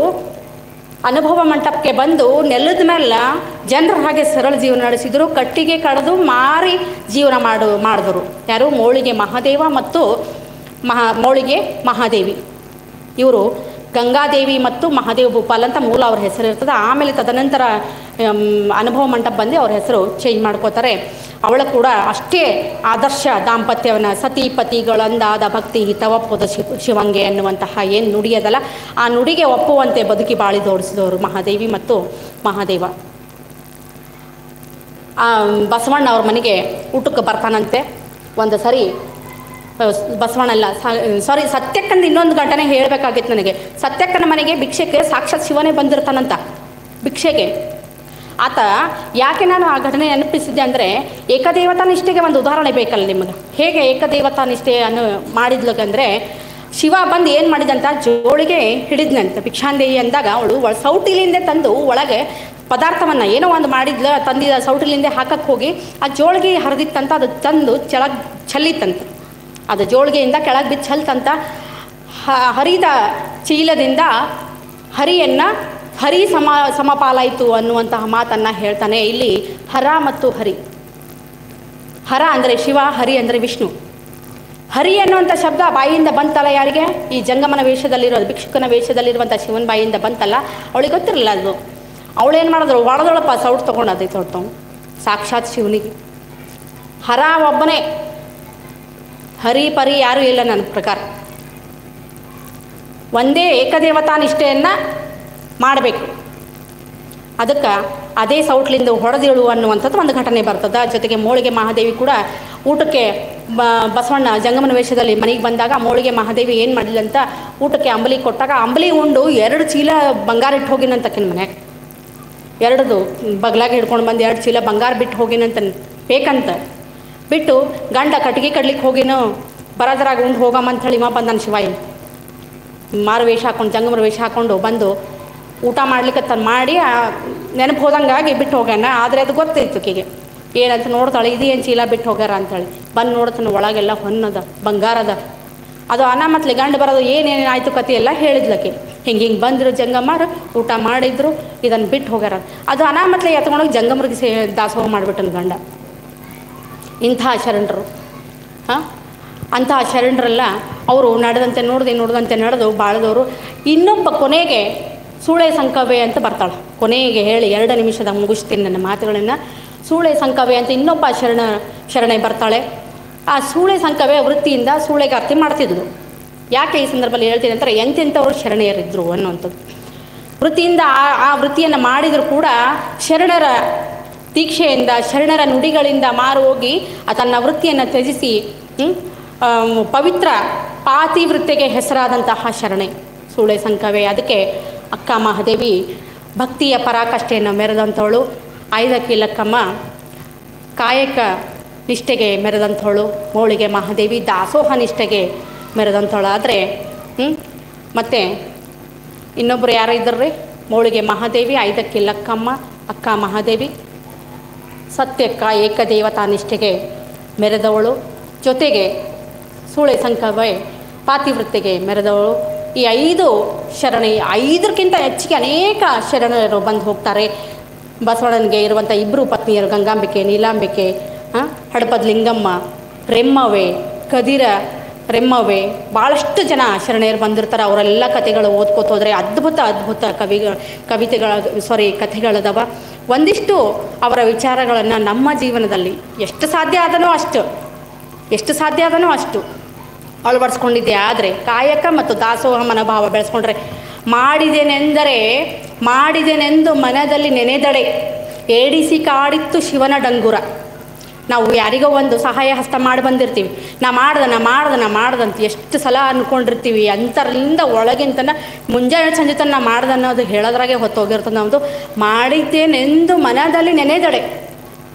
ಖಾಲಿ ನನಗೆ ಇವ್ರಿಗೆ ಮಾಡ್ದಂತ ಮನಸ್ಸಿನಾಗ ನೆನೆಸ್ಕೊಂಡ್ರೆ ಏನಾಗ್ತದ, ಏಡಿಸಿ ಕಾಡಿತ್ತು ಶಿವನ ಮಾಯೆ. ಅಂದರೆ ಮಾಯೆ ಅಂದ್ರೆ ನಮ್ಮ ಸುತ್ತಮುತ್ತ ಆವರಿಸ್ಕೊಂಡಂತಹ ಸುಳ್ಳಿನ ಪರಾಕಾಷ್ಠೆ. ನಮ್ಮ ಸುತ್ತಮುತ್ತ ನಾವು ಮಾಡಿದೆ ಅನ್ನುವಂಥದ್ದು ಅಂದಮೇಲೆ ಮತ್ತು ಅದು ನೀ ಮಾಡಿದ್ದು ಹೋಯ್ತಲ್ಲ, ಅದು ಮಾಡಿದೆ ಅಂದಮೇಲೆ ಹೋಯ್ತದು. ಈ ಕೈ ಮಾಡಿದ್ದು ಈ ಕೈ ಗೊತ್ತಿರಬಾರ್ದು ಅಂತ ಕೆಲವರು ಶಾಣೆರು ಹೇಳ್ತಾರೆ, ಹಿರಿಯರೆಲ್ಲ ಹೇಳ್ತಾರೆ. ಒಂದು ಕೈ ಮಾಡಿದ್ದು ಇನ್ನೊಂದು ಕೈ ಗೊತ್ತಾಗಬಾರ್ದಂತ. ಅವಂಗ ಶರಣರು ಏನು ಮಾಡಿದ್ರಂತ, ಸಹಾಯ ಹಸ್ತ ಮಾಡಿದ್ದೇನೆಂದು ಮನದಲ್ಲಿ ನೆನೆದಡೆ ಏಡಿಸಿ ಕಾಡಿತ್ತು ಮಾಯೆ ಅಂತ. ನಾವು ಮಾಡಿದ್ದು ಆ ಕ್ಷಣಕ್ಕೆ ಮರಿಬೇಕಂತ, ಬೇರೆಯವ್ರಿಗೆ ಮಾಡಿದ್ದು. ನಾ ಮಾಡ್ದಂತ ಅನ್ನೋದಕ್ಕೆ ಆ ಮಾಯೆ ಅನ್ನುವಂಥ ಸುತ್ತುವರೆದು ನಮ್ಗೆ ಹುಚ್ಚನ್ನಾಗಿ ಮಾಡ್ಲಿಕ್ಕಿತ್ತು. ಇದ್ದವರು ಒಂದಿಷ್ಟು ಉಳ್ಳವರು ಶಿವಾಲಯ ಮಾಡುವವರು ನಾನೇನು ಮಾಡಲಿ ಬಡವನಯ್ಯ ಅನ್ನುವಂತಹ ಶರಣರಲ್ಲಿ ನಾವು ಎಲ್ಲಿ. ಅದಕ್ಕೆ ಶರಣರ ಬಗ್ಗೆ ಎಷ್ಟು ರಾತ್ರಿಗಳು ಹೇಳಿದರೂ ಕಡಿಮೆನೇ, ಎಷ್ಟು ಹಗಲು ಹೇಳಿದ್ರೂ ಕಡಿಮೆ. ಅವರು ಮಾತಾಡಬೇಕಾಗಿದ್ದರೆ ಭಾಳಷ್ಟು ಜ್ಞಾನ ಬೇಕು, ಓದ್ಕೋಬೇಕು. ಇನ್ನು ನನಗೆ ಅಲ್ಪ ಸ್ವಲ್ಪ ತಿಳಿದಿದ್ರಲ್ಲಿ, ನಾನು ಓದ್ಕೊಂಡಿದ್ರಲ್ಲಿ ಒಂದಿಷ್ಟು ನಿಮ್ಮ ಜೊತೆ ಹಂಚ್ಕೊಳ್ಳಿಕ್ಕೆ ಅವಕಾಶ ಮಾಡಿಕೊಟ್ಟಂತಹ ನಮ್ಮ ಈ ವಿರಕ್ತ ಮಠದ ಸಿದ್ಧಲಿಂಗ ಮಹಾಸ್ವಾಮಿಗಳಿಗೆ ಅವರ ಪಾದಗಳಲ್ಲಿ ನಮಸ್ಕರಿಸಿ, ಜೊತೆಗೆ ನಮ್ಮ ಕರೆ ಮಾಡಿ ಇಲ್ಲಿಗೆ ಬರಮಾಡಿಕೊಂಡಂತಹ ಮಡ್ಡೆ ಸರ್ ಅವರಿಗೂ ಧನ್ಯವಾದ. ಜೊತೆಗೆ ವೇದಿಕೆಯನ್ನು ಹಂಚಿಕೊಂಡಂತಹ ಇಲ್ಲಿವರೆಗೂ ಶಾಂತ ಚಿತ್ತದಿಂದ ನಿಮ್ಮ ತಾಳ್ಮೆಗೆ ನಾನು ಮತ್ತೊಮ್ಮೆ ನಮಸ್ಕರಿಸಿ, ಹುಡುಗರ ತಾಳ್ಮೆಗೆ ಮತ್ತೊಮ್ಮೆ ನಮಸ್ಕರಿಸಿ, ಎಲ್ಲರ ಶಾಂತ ಚಿತ್ತರಂಗಿ ಕುಳಿತು ಕೇಳಿದ್ರಲಿಂದ ಮಗದೊಮ್ಮೆ ನಿಮಗೆಲ್ಲರಿಗೂ ಶರಣಾರ್ಥಿ ಅಂತ ಹೇಳಿ ನನ್ನ ಮಾತನ್ನು ಮುಗಿಸ್ತೇನೆ.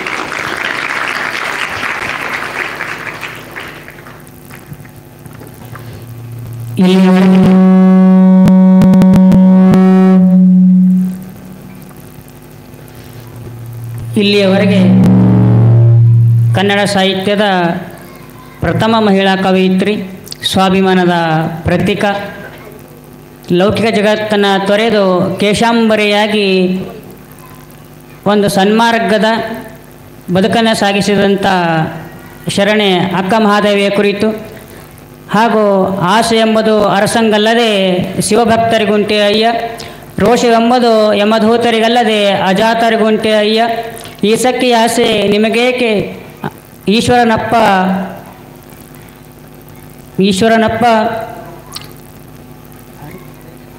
ಅಮರೇಶ್ವರ ಲಿಂಗಕ್ಕೆ ದೂರ ಮಾರಯ್ಯ ಎನ್ನುವಂತೆ ಅವಶ್ಯಕತೆಗೂ ಮೀರಿದಂಥ ಆಸೆ ಬೇಡ ಎನ್ನುವಂಥ ಸಂದೇಶವನ್ನು ತನ್ನ ಬದುಕಿನಲ್ಲಿ ನಡೆಸಿಕೊಟ್ಟಂಥ ಶರಣೆ ಆಯ್ದಕ್ಕಿ ಲಕ್ಕಮ್ಮರ ಕುರಿತು ಹಾಗೂ ಮೂಳಿಗೆ ಮಾರಯ್ಯ, ಮಹಾದೇವಿ, ಸತ್ಯಕ್ಕ, ಸೂಳೆ ಸುಂಕವ್ವೆ ಇಷ್ಟೊಂದು ಶರಣೆಯ ಕುರಿತು ಇಲ್ಲಿವರೆಗೆ ನಿಜವಾಗಿ ಹೇಳಬೇಕಂದ್ರೆ ಇದರಲ್ಲಿ ಎಷ್ಟೋ ಶರಣೆಯರ ಕುರಿತು ನಮಗೆ ಗೊತ್ತಿರಲಿಲ್ಲ.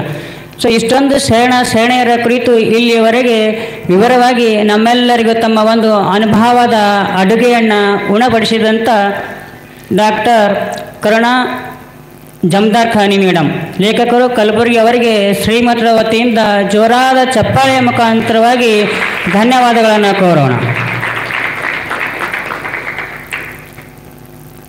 ಮೇಡಮ್ ಅವರು ವಿದ್ಯಾರ್ಥಿಗಳು ಯೂನಿಫಾರ್ಮ್ ಹಾಕೊಂಡು ಬಂದು ಕುಂತಿದ್ದಾರೆ, ಏನು ಅಂತ ಗೊತ್ತಾಗಲಿಲ್ಲ ಅಂತ ಅಂದರು. ಸೊ ಅದನ್ನು ಅವರಿಗೆ ಹೇಳಕ್ಕೆ ಇಷ್ಟಪಡ್ತೀನಿ.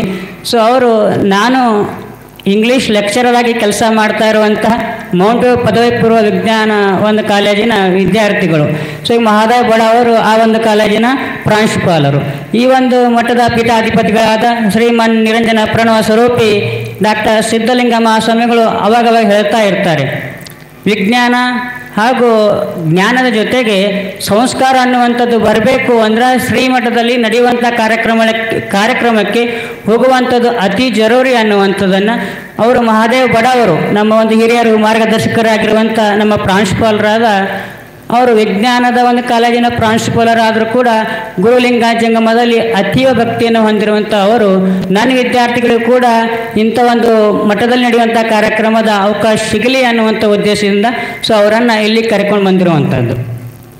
ಈಗ ಈ ಒಂದು ಕಾರ್ಯಕ್ರಮದ ಇನ್ನೋರ್ವ ಉಪನ್ಯಾಸಕರಾಗಿ ಆಗಮಿಸಿದಂಥ ಮಹಾದೇವ್ ಬಡ ಪ್ರಾಂಶುಪಾಲರು ಮೌಂಟ್ ವ್ಯೂ ಪದವಿ ವಿಜ್ಞಾನ ಮಹಾವಿದ್ಯಾಲಯ ಮಂಗವರು ಕೂಡ ತಮ್ಮ ಒಂದು ಅನುಭವದ ಅಡುಗೆಯನ್ನು ಉಣಬಡಿಸಬೇಕಾಗಿ ತಮ್ಮಲ್ಲಿ ಕೇಳಿಕೊಳ್ಳುತ್ತಾ ಇದ್ದೇನೆ.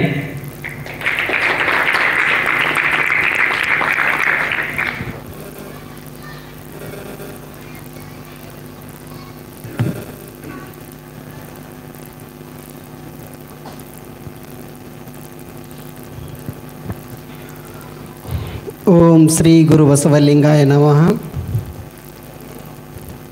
ಇವತ್ತಿನ ದಿವಸ ಕುರುಕಟ್ಟಿ ಗ್ರಾಮದಲ್ಲಿ ಶಿವಲಿಂಗೇಶ್ವರ ವಿರಕ್ತ ಮಠದಲ್ಲಿ 16ನೇ ಅನುಭವ ಸಂಗಮ ಕಾರ್ಯಕ್ರಮವನ್ನು ಹಮ್ಮಿಕೊಂಡಿದ್ದಾರೆ. ಈ ಕಾರ್ಯಕ್ರಮದ ಪ್ರಥಮವಾಗಿ ಶ್ರೀ ಶಿವಲಿಂಗೇಶ್ವರರ ಮಹಾಸ್ವಾಮಿಗಳನ್ನು ಸ್ಮರಿಸುತ್ತಾ ಮತ್ತು ಈ ಮಠದ ಪೀಠಾಧಿಪತಿಗಳಾಗಿರ್ತಕ್ಕಂಥ ಡಾಕ್ಟರ್ ಮಾನ್ಯ ನಿರಂಜನ ಪ್ರಣವ ಸ್ವರೂಪಿ ಸಿದ್ಧಲಿಂಗ ಮಹಾಸ್ವಾಮಿಗಳನ್ನು ಈ ಶುಭ ಸಂದರ್ಭದಲ್ಲಿ ನೆನೆಸುತ್ತಾ ಈ ಒಂದು ಕಾರ್ಯಕ್ರಮಕ್ಕೆ ಶೋಭೆಯನ್ನು ತಂದಿರತಕ್ಕಂಥ ಈ ಕಾರ್ಯಕ್ರಮದ ಕೇಂದ್ರ ಬಿಂದು ಆಗಿರ್ತಕ್ಕಂಥ ಡಾಕ್ಟರ್ ಕರುಣಾ ಜಮದಾರ್ ಖಾನಿ ಮೇಡಮ್ ಅವರಿಗೂ ನಮಸ್ಕರಿಸುತ್ತಾ ಈ ಒಂದು ಕಾರ್ಯಕ್ರಮಕ್ಕೆ ಇನ್ನೋರ್ವ ಅತಿಥಿಗಳಾಗಿರ್ತಕ್ಕಂಥ ಅಂಜನಾ ಶಿರವಾಳ್ ಮೇಡಮ್ ಅವರನ್ನು ನಮಸ್ಕರಿಸುತ್ತಾ ನಮ್ಮ ಕಾಲೇಜಿನ ಗಣಿತ ಉಪನ್ಯಾಸಕರಾಗಿರ್ತಕ್ಕಂಥ ಆತ್ಮೀಯರಾಗಿರ್ತಕ್ಕಂಥ ಅನಂತಕುಮಾರ್ ಪಾಟೀಲ್ ಅವರಿಗೂ ನಮಸ್ಕರಿಸುತ್ತಾ ಮತ್ತು ಇನ್ನೋರ್ವ ಗಣಿತ ಉಪನ್ಯಾಸಕರಾಗಿರ್ತಕ್ಕಂಥ ಕುಶಾ ಮಂಟಾಳ ಸರ್ ಅವರಿಗೂ ನಮಸ್ಕರಿಸುತ್ತಾ ಈ ಒಂದು ಮಠದ ಕಾರ್ಯಕ್ರಮಕ್ಕೆ ಅವಕಾಶವನ್ನು ನೀಡಿರ್ತಕ್ಕಂಥ ಈ ಕುರುಕೋಟಿ ಗ್ರಾಮದ ಕನ್ನಡ ಸಾಹಿತ್ಯ ಪರಿಷತ್ತಿನ ವಲಯ ಅಧ್ಯಕ್ಷರಾಗಿರ್ತಕ್ಕಂಥ ಅಂಬಾರಯ್ಯ ಮಡ್ಡೆ ಸರ್ ಅವರಿಗೂ ನಮಸ್ಕರಿಸುತ್ತಾ ಮತ್ತು ನಮ್ಮ ಕಾಲೇಜಿನ ಆಂಗ್ಲ ಉಪನ್ಯಾಸಕರಾಗಿ ಕಾರ್ಯನಿರ್ವಹಿಸ್ತಿರ್ತಕ್ಕಂಥ ಬಸವರಾಜ್ ಗೌಡ್ನರ್ ಸರ್ ಅವರನ್ನು ನಮಸ್ಕರಿಸುತ್ತಾ ಈ ವೇದಿಕೆಯ ಮುಂಭಾಗದಲ್ಲಿರ್ತಕ್ಕಂಥ ಅಕ್ಕ ತಂಗಿಯರು, ನನ್ನ ವಿದ್ಯಾರ್ಥಿಗಳೇ, ಅಣ್ಣ ತಮ್ಮಂದಿರೇ, ತಮ್ಮೆಲ್ಲರಲ್ಲೂ ಶರಣಾರ್ಥಿಗಳನ್ನು ಸಮರ್ಪಿಸ್ತೇನೆ. ಈ ಒಂದು ಸಂದರ್ಭ ಹೆಂಗದ ಅಂದರೆ ನನಗೂ ಕೊಟ್ಟಿರ್ತಕ್ಕಂಥ ಟಾಪಿಕ್ಕು ಸಮಾಜದಲ್ಲಿರುವ ಈ ಒಂದು ಸಮಾಜವನ್ನು ನಿರ್ಮಾಣ ಮಾಡ್ತಕ್ಕಂಥ ಒಂದು ಧ್ಯೇಯದಲ್ಲಿ ಶರಣರ ಪಾತ್ರ ಏನು ಅಂಥೇಳಿ ಅಂಬಾರಾಯ ಮಡ್ಯ ಸರ್ ಅವರು ನಮಗೊಂದು ಟಾಪಿಕ್ ಕೊಟ್ಟರು. ಆ ಟಾಪಿಕ್ಕಿನ ಅನುಗುಣವಾಗಿ ಕೆಲವೊಂದು ಅಲ್ಪ ಮಾಹಿತಿಗಳನ್ನು ತಮ್ಮೆದುರೇ ಹಂಚಿಕೊಳ್ಳಲು ಇಷ್ಟಪಡ್ತೀನಿ.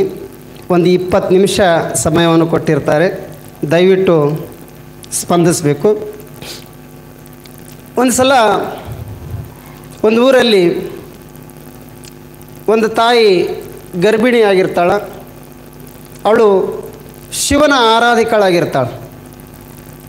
The mother was pregnant and she pray to the god. ಭಾಳ ಭಕ್ತಿಯಿಂದ ಆ ದೇವರನ್ನು ನೆನೀತಾ ಇರ್ತಾಳೆ ಒಬ್ಬಳು ತಾಯಿ. ತುಂಬ ಗರ್ಭಿಣಿಯಾಗಿರ್ತಕ್ಕಂಥ ತಾಯಿ ಆ ಶಿವನನ್ನು ನೆನೆಸುವಂಥ ಸಂದರ್ಭ. The god impressed by her prayer. ಅವಳು ಮಾಡ್ತಕ್ಕಂಥ ಪ್ರೇಯರಿಗೆ ಬಹಳಷ್ಟು ಇಂಪ್ರೆಸ್ ಆಕೆಸೆ the god appeared before the mother and asked, my dear lady, I am impressed with your prayer, ask me whatever you want, I am ready to give you. ಅದೇ ತಾಯಿ, ನಾನು ನಿನ್ನ ಪ್ರೇಯರಿಗೆ ಬಹಳ ನನ್ನ ಮನಸ್ಸಿಗೆ ಖುಷಿಯಾಗಿದೆ.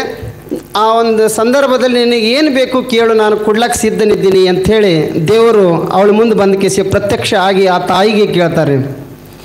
The mother looked at the god and smiled at the god and said, my dear lord, my dear god, I don't want anything for myself. If you want to give anything to me, give to my child ಅಂತಾರೆ. ಆವಾಗ god ಹೇಳ್ತಾರೆ, ನೋಡಮ್ಮ, ನಿನ್ನ ಪ್ರೇಯರಿಗೆ ನನಗೆ ಭಾಳ ಖುಷಿಯಾಗಿಬಿಟ್ಟದ. ನೀ ಬೇಕಾಗಿದ್ದು ಕೇಳು, ವಜ್ರ ಕೇಳು, ಒಡವೆ ಕೇಳು, ಅರಮನೆ ಕೇಳು, ಏನು ಬೇಕಾಗಿದ್ದು ಕೇಳು, ಜಗತ್ತಿನಾಗ ಇರಲಾರ್ದಂಥದ್ದನ್ನು ಕೇಳು, ನಾನು ಕೊಡ್ತೀನಿ ಅಂತ. ದೇವ್ರು ಕೊಡ್ಲಾಕತ್ತಂದ್ರೆ ಕೊಡ್ತಾನೆ. The mother again looked at the god, smile at the god. ನಗ್ತಾಳೆ, ದೇವರಿಗೆ ನೋಡಿ ಕೆಸೆ ಆ ತಾಯಿ ನಗ್ತಾಳೆ. ನನಗೆ ಏನೇನೋ ಬೇಡ, ಒಡವೆ ಬೇಡ, ವಜ್ರ ಬೇಡ, ಏನೂ ಬೇಡ ದೇವರೇ, ನೀನೇನಾದರೂ ಕೊಡಬೇಕಾಗಿತ್ತು ಅಂದ್ರೆ ನನ್ನ ಹೊಟ್ಟೆಯಲ್ಲಿ ಹುಟ್ಟತಕ್ಕಂಥ ಮಗುವಿಗೆ ಒಳ್ಳೆ ಜನರ ಸಹವಾಸ ಮಾಡಲಿ ಅಂಥೇಳಿ ಒಂದು ಆಶೀರ್ವಾದ ಕೊಡು, ಸಾಕಷ್ಟೇ ಅಂತಾಳೆ. ಆವಾಗ ಆ ದೇವರು, ಏನಮ್ಮ, ನಾನು ನಿನಗೆ ವಜ್ರ, ಒಡವೆ, ಬಂಗಾರ, ಬೆಳ್ಳಿ, ಅರಮನೆ ಕೊಡ್ಬೇಕಂತೇಳಿ ಅಂದ್ಕೊಂಡು ನಾ ಬಂದೀನಿ, ನೀ ಕೇಳಿದ್ರೆ ಒಳ್ಳೆ ಜನರ ಸಹವಾಸ ಕೊಡು ಅಂತಿಲ್ಲ, ಇಷ್ಟೇ ಸಾಕ ಅಂತ. ಅಷ್ಟೇ ಸಾಕ್ರಿ ದೇವ್ರೆ ಅಂತ. ಆವಾಗ the god was very curious to know what is the reason behind that.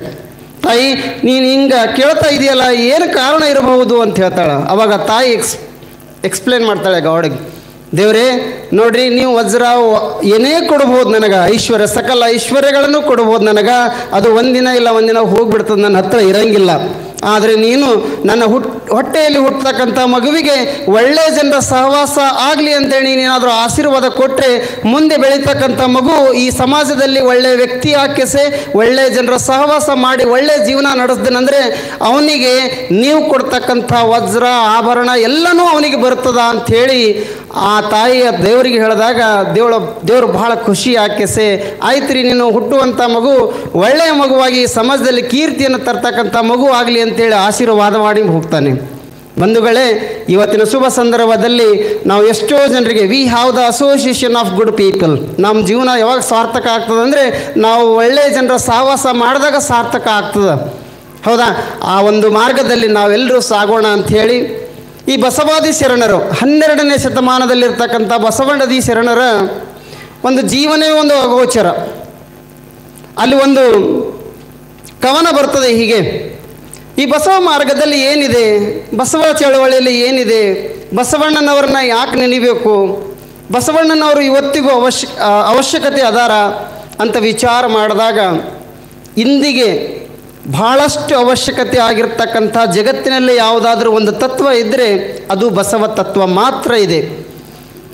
ಅದಕ್ಕಾಗಿ ಒಂದು ಕವನ ಹೀಗೆ ಬರ್ತದ, ಈ ಬಸವ ಮಾರ್ಗದಲ್ಲಿ ಏನಿದೆ, ಬಸವ ಮಾರ್ಗದಲ್ಲಿ ಏನಿದೆ, ನಿನ್ನುಸಿರು ಬದುಕು ಬಾಳಿದೆ, ಏಕೆ ಅಲ್ಲೇ ನಿಲ್ಲುವೆ, ಹರಿದು ಬನ್ನಿ ಹರಿಯ ಬನ್ನಿ.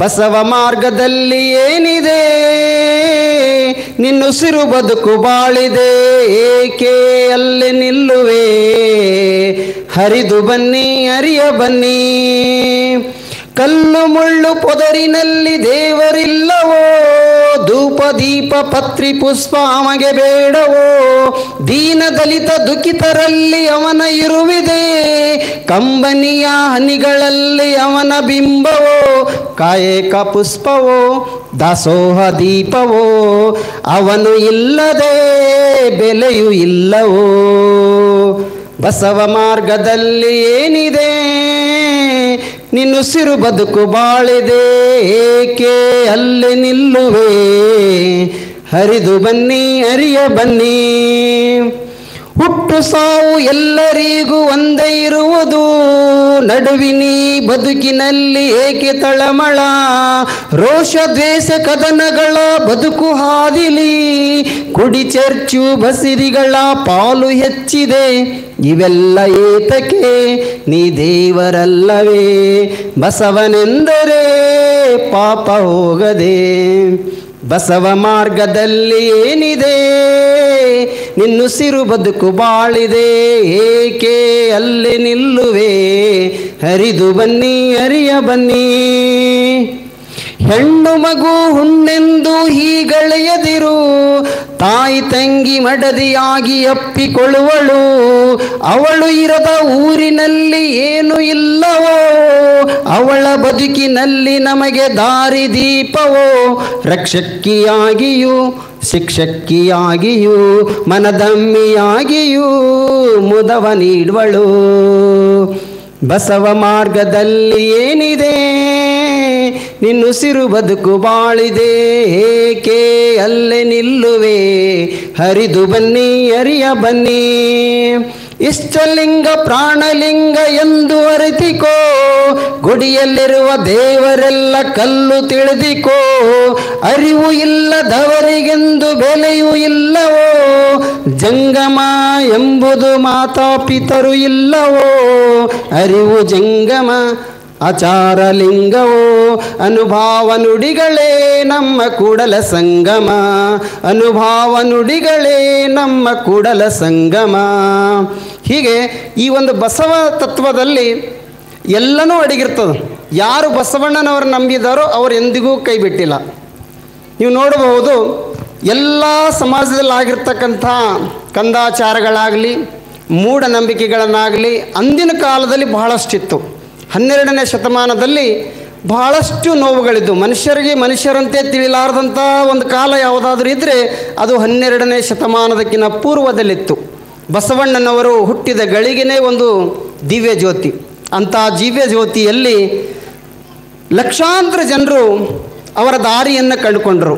ಇವತ್ತಿನ ದಿವಸ ಎಷ್ಟೋ ಜನರು ನೋಡಿ, ನಮ್ಮನೆಗೆ ನಮ್ಮ ಹೆಸರು ಗೊತ್ತಿರ್ತದ, ನಮ್ಮ ತಂದೆ ತಾಯಿ ಹೆಸರು ಗೊತ್ತಿರ್ತದ. ಆ ತಂದೆ ತಾಯಿ ಅಂದರೆ ನಮ್ಮ ಮುತ್ತೆರದು ಅಥವಾ ಅಜ್ಜಿದ ಹೆಸರು ಗೊತ್ತಿರ್ತದೆ. ನಾನು ಆ ಅಜ್ಜ ಅಥವಾ ಅಜ್ಜಿದು ಪಪ್ಪನ ಹೆಸರು ಕೇಳಿದ್ರೆ ಒಂದು 10% ಮಂದಿಗೆ ಗೊತ್ತಿರಬಹುದು.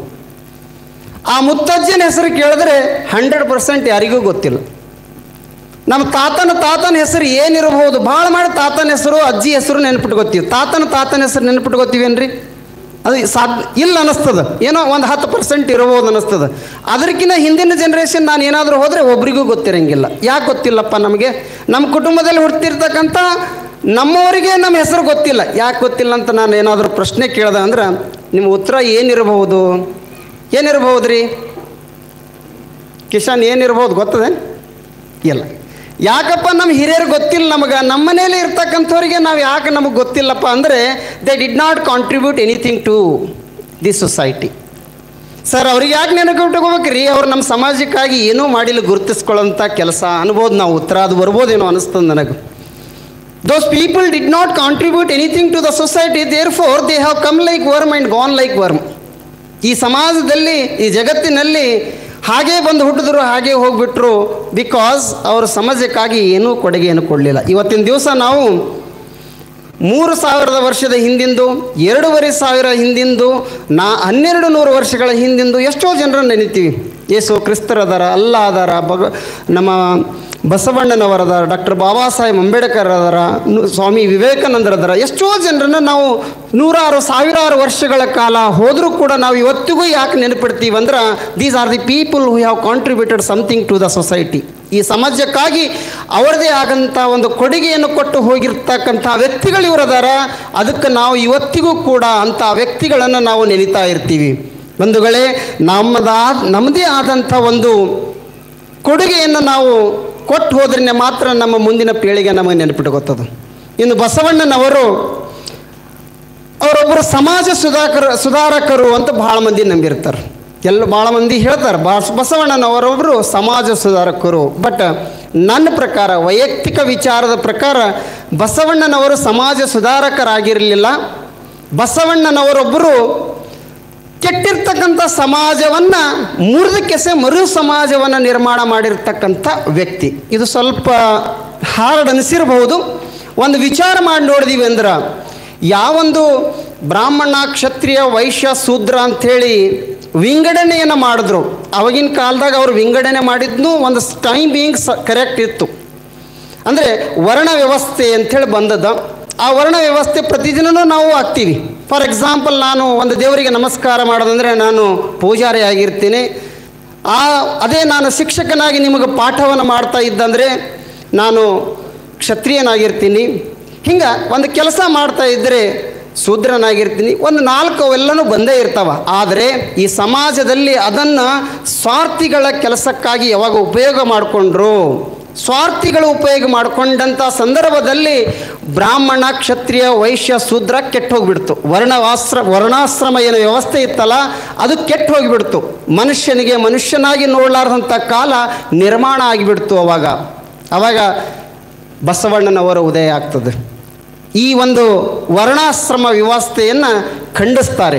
ಅದಕ್ಕಾಗಿ ಅದೆಲ್ಲ ಪೂರ್ತಿ ಕೆಟ್ಟು ಹಾಕಿಬಿಡ್ತಾರೆ, ತೆಗೆದು ಅದಕ್ಕೆ ತೆಗೆದು ಹಾಕಿಸಿ ಏನು ಮಾಡ್ತಾರಪ್ಪ ಅಂದರೆ, ನೋಡ್ರಿ, ಈ ನಿಮಗೆ ಒಂದೇ ಹೇಳ್ತಾರೆ ಅವರು, ಉಳ್ಳವರು ಶಿವಾಲಯ ಮಾಡುವರು ನಾನೇನು ಮಾಡಲಿ ಬಡವನಯ್ಯ ಎನ್ನ ಕಾಲೇ ಕಂಬ ದೇಹವೈದೇಗಲ ಸಿರವೇ ಹೊನ್ನ ಕಳಸವೆಯ ಕೂಡಲ ಸಂಗಮ ದೇವ. ಇದು ಯಾಕೆ ಹೇಳ್ತಾರಪ್ಪ ಅಂದರೆ, ವ್ಯಕ್ತಿಗಳಿಗೆ ಒಂದು ಸ್ಥಳದಲ್ಲಿ ಗುಡಿ, ಆ ಗುಡಿಯಲ್ಲಿ ಬಿಡಲಾರದಂಥ ಸ್ಥಳ ಆಗಿತ್ತವ್ರಿಗೆ ಕೆಲವು ವ್ಯಕ್ತಿಗಳಿಗೆ. ಬಸವಣ್ಣನವರು ಅಂಥ ನೊಂದ ವ್ಯಕ್ತಿಗಳನ್ನು ಒಂದು ಗುಂಪು ಮಾಡಿಬಿಡ್ತಾರೆ. ಅಲ್ಲಿ ಅದು ಸ್ಥಾವರದ ಒಂದು ಗುಡಿ ಅದ. ಆ ಗುಡಿ ಇವತ್ತೆಲ್ಲ ನಾಳೆ ಅಳಿಸಿ ಹೋಗಿಬಿಡ್ತದೆ. ಸ್ಥಾವರ ಕಳಿವುಂಟು ಜಂಗಮ ಕಳಿವಿಲ್ಲ, ಅಲ್ಲಾಕೆ ಹೋಗ್ತೀವಿ, ಹೋಗ್ಬೇಡ ಬಿಡು ಅಂಥೇಳಿ ಅಂಗೈಯಲ್ಲೇ ದೇವರನ್ನ ತಂದು ಕೊಟ್ಟಿರ್ತಕ್ಕಂಥ ವ್ಯಕ್ತಿ ನಮ್ಮ ಬಸವಣ್ಣನವರು. ಅದಕ್ಕೆ ಹೇಳ್ತಾರೆ ಸ್ಥಾವರ ಕಳಿವುಂಟು ಜಂಗಮ ಕಳಿವಿಲ್ಲ ಅಂಥೇಳಿ. ಈ ಒಂದು ಕಲ್ಪನೆಯನ್ನು ಯಾಕೆ ಮಾಡಿಕೊಟ್ರು ಬಸವಣ್ಣನವರು? ಅವರು ಏನಾದರೂ ಕಾರಣ ಬೇಕಲ್ಲ ಅಂಥೇಳಿ ಅಂದಾಗ, ಈ ಒಂದು ಯಾವುದು ದಬ್ಬಾಳಿಕೆ ಇತ್ತು, ಯಾರನ್ನು ಸೇರಿಸ್ಕೊಳ್ತಿದ್ದಿಲ್ಲೋ, ಎಲ್ಲರನ್ನು ಸಮಾನವಾಗಿ ಕಾಣಿಸುವಂಥ ಕಲ್ಪನೆ ಯಾವಾಗಾದರೂ ಬಂದರೆ ಅದು 12ನೇ ಶತಮಾನದಲ್ಲಿ. ಅದಕ್ಕಾಗಿ ನೀವು ಕುಂತೀರಿ, ನಾವು ಕುಂತೀವಿ, ನಾವೆಲ್ಲರೂ ಇಲ್ಲೇ ಕುಂತೀವಿ ಅಂದ್ರೆ ಕಾರಣ ಬಸವಣ್ಣನವರ ಕೊಡುಗೆ. ಇಲ್ಲಾಂದರೆ ಹೆಂಗಾಗ್ತಿತ್ತು? ರಾಜರು ಆಳ್ತಿದ್ರು, ಆ ರಾಜರ ಆಸ್ಥಾನದೊಳಗೆ ಬ್ರಾಹ್ಮಣ ಇರ್ತಿದ್ದ. ಬ್ರಾಹ್ಮಣ ಉಚ್ಚ ಕುಲದವನು, ಆ ರಾಜ ಕ್ಷತ್ರಿಯನಾಗಿರ್ತಿದ್ರು, ಸೈನಿಕರು ಇರ್ತಿದ್ರು, ಶೂದ್ರರು ಇರ್ತಿದ್ರು. ಅದೇ ಒಂದು ಬ್ರಾಹ್ಮಣ ಎಂಥದ್ದು ಆ ವರ್ಣಾಶ್ರಮ ಯಾಕೆ ಕಟ್ತು ಅಂದರೆ, ಬ್ರಾಹ್ಮಣಗಂದ್ರೆ ರಾಜರ ಸಂತೆ ಮರ್ಯಾದೆ ಕೊಡ್ತಿದ್ರು. ಹೋಗುವಾಗ ಬ್ರಾಹ್ಮಣರಿಗೆ ನಮಸ್ಕರಿಸಿ ಹೋಗ್ತಕ್ಕಂಥವ್ರು. ರಾಜ ಆದರೂ ಕೂಡ ಬ್ರಾಹ್ಮಣಗೆ ನಮಸ್ಕರಿಸ್ಬೇಕು. ಆದರೆ ಬ್ರಾಹ್ಮಣರಂದರೆ ಶಾಣ್ಯರದಾರ ಅಂತ ಒಂದು ಕಲ್ಪನೆ ಇತ್ತು. ಮುಂದೆ ಅದೇ ಕಲ್ಪನೆ ಏನಾಯಿತು, ಆ ಬ್ರಾಹ್ಮಣನ ಮಗ ಹುಟ್ಟದಂಥ ಭಾಳ ಹಸಿ ದಡ್ಡ ಅಂತ ತಿಳ್ಕೊರಿ. ಆದ್ರೂ ಬ್ರಾಹ್ಮಣಿಗೇನು ಸ್ವಾರ್ಥ, ನನಗೆ ರಾಜ ನಮಸ್ಕಾರ ಮಾಡ್ತಾನಂದ್ರೆ ನನ್ನ ಮಗನಿಗೂ ರಾಜ ನಮಸ್ಕಾರ ಮಾಡಬೇಕು ಅನ್ನೋ ಒಂದು ಕಲ್ಪನೆಯಲ್ಲಿಂದ ಏನಾಯಿತು, ಬ್ರಾಹ್ಮಣರು ಉಚ್ಚ ಕುಲದವರೇ ಅದಾರ ಅಂಥೇಳಿ ಒಂದು ಕಲ್ಪನೆಯನ್ನು ಜನರಲ್ಲಿ ಬಿತ್ತಿದ್ರು. ಒಬ್ಬ ರಾಜ ಅದನ್ನು ಅವನು ಯುದ್ಧ ಮಾಡುವಂಥ ಸಂದರ್ಭದಲ್ಲಿ ಕ್ಷತ್ರಿಯನಾಗಿರ್ತಾನೆ ಅವನು. ಆದರೆ ಆ ಮುಂದೆ ಅವನ ಮಕ್ಕಳಾಗಲಿ ಮೊಮ್ಮಕ್ಕಳಾಗಲಿ ಅಷ್ಟು ಶಕ್ತಿವಾನ ಇರಲಂಗಿಲ್ಲ, ಆ ರಾಜ ಆಗ್ಲಿಕ್ಕೆ ಯೋಗ್ಯ ಇರಂಗಿಲ್ಲ. ಆದರೂ ರಾಜನೇನು ಬಯಕೆ, ನಾನು ರಾಜ ಆಗಿನಂದ್ರೆ ನನ್ನ ಮಗನೂ ರಾಜನೇ ಇರಬೇಕು ಅನ್ನುವಂಥ ಬಯಕೆ ಬಂದುಬಿಡ್ತು. ಯಾವಾಗಿಂಥ ಬಯಕೆ ಬಂತು ಅವಾಗ ಏನಾಯಿತು ಅಂದರೆ ಈ ವರ್ಣಾಶ್ರಮ ವ್ಯವಸ್ಥೆಯನ್ನು ಕೆಟ್ಟು ಹೋಗಿಬಿಡ್ತು. ಅಂಥ ಸಂದರ್ಭದಲ್ಲಿ ಉದಯಿಸಿರ್ತಕ್ಕಂಥ ನಮ್ಮ ಬಸವಣ್ಣನವರು ಎಲ್ಲರೂ ಸಮಾನರು ಅಂಥೇಳಿ ಒಂದು ಅನುಭವ ಮಂಟಪವನ್ನು ಕಟ್ತಾರೆ. ಆ ಅನುಭವ ಮಂಟಪವನ್ನು ಕಟ್ಟಿ ಸಕಲ ಶರಣರೆಲ್ಲರೂ ಕೂಡಿಕಿಸಿ ನಾವು ಒಂದೇ ಇದ್ದೀವಿ ಅಂತ ಭಾವನೆಯನ್ನು ಸರಿ ಸಮಾನವಾಗಿರ್ತಕ್ಕಂಥ ಸಮಾಜ ನಿರ್ಮಾಣ ಮಾಡಲಿಕ್ಕೆ ಒಂದು ಪ್ರಯತ್ನ ಮಾಡಿರ್ತಕ್ಕಂಥ ವ್ಯಕ್ತಿ ನಮ್ಮ ವಿಶ್ವಗುರು ಬಸವಣ್ಣನವರು. ಮೇಡಮ್ ಅವರು ಹೇಳಿದ್ರು ಮಹಾದೇವಿ ಅಕ್ಕ, ಮೊದಲಿಗೆ ಮಹಾದೇವಿ ಅಕ್ಕ ಅವರ ಹೆಸರು ಮಹಾದೇವಿ ಅಕ್ಕ ಅಂತಿತ್ತು. ಇಲ್ಲೇ ಕೂತಿರ್ತಾರೆ ಅನುಭವ ಮಂಟಪದಲ್ಲಿ, ಶೂನ್ಯ ಪೀಠಾಧೀಶಕರು ಕೂತಿರ್ತಾರೆ.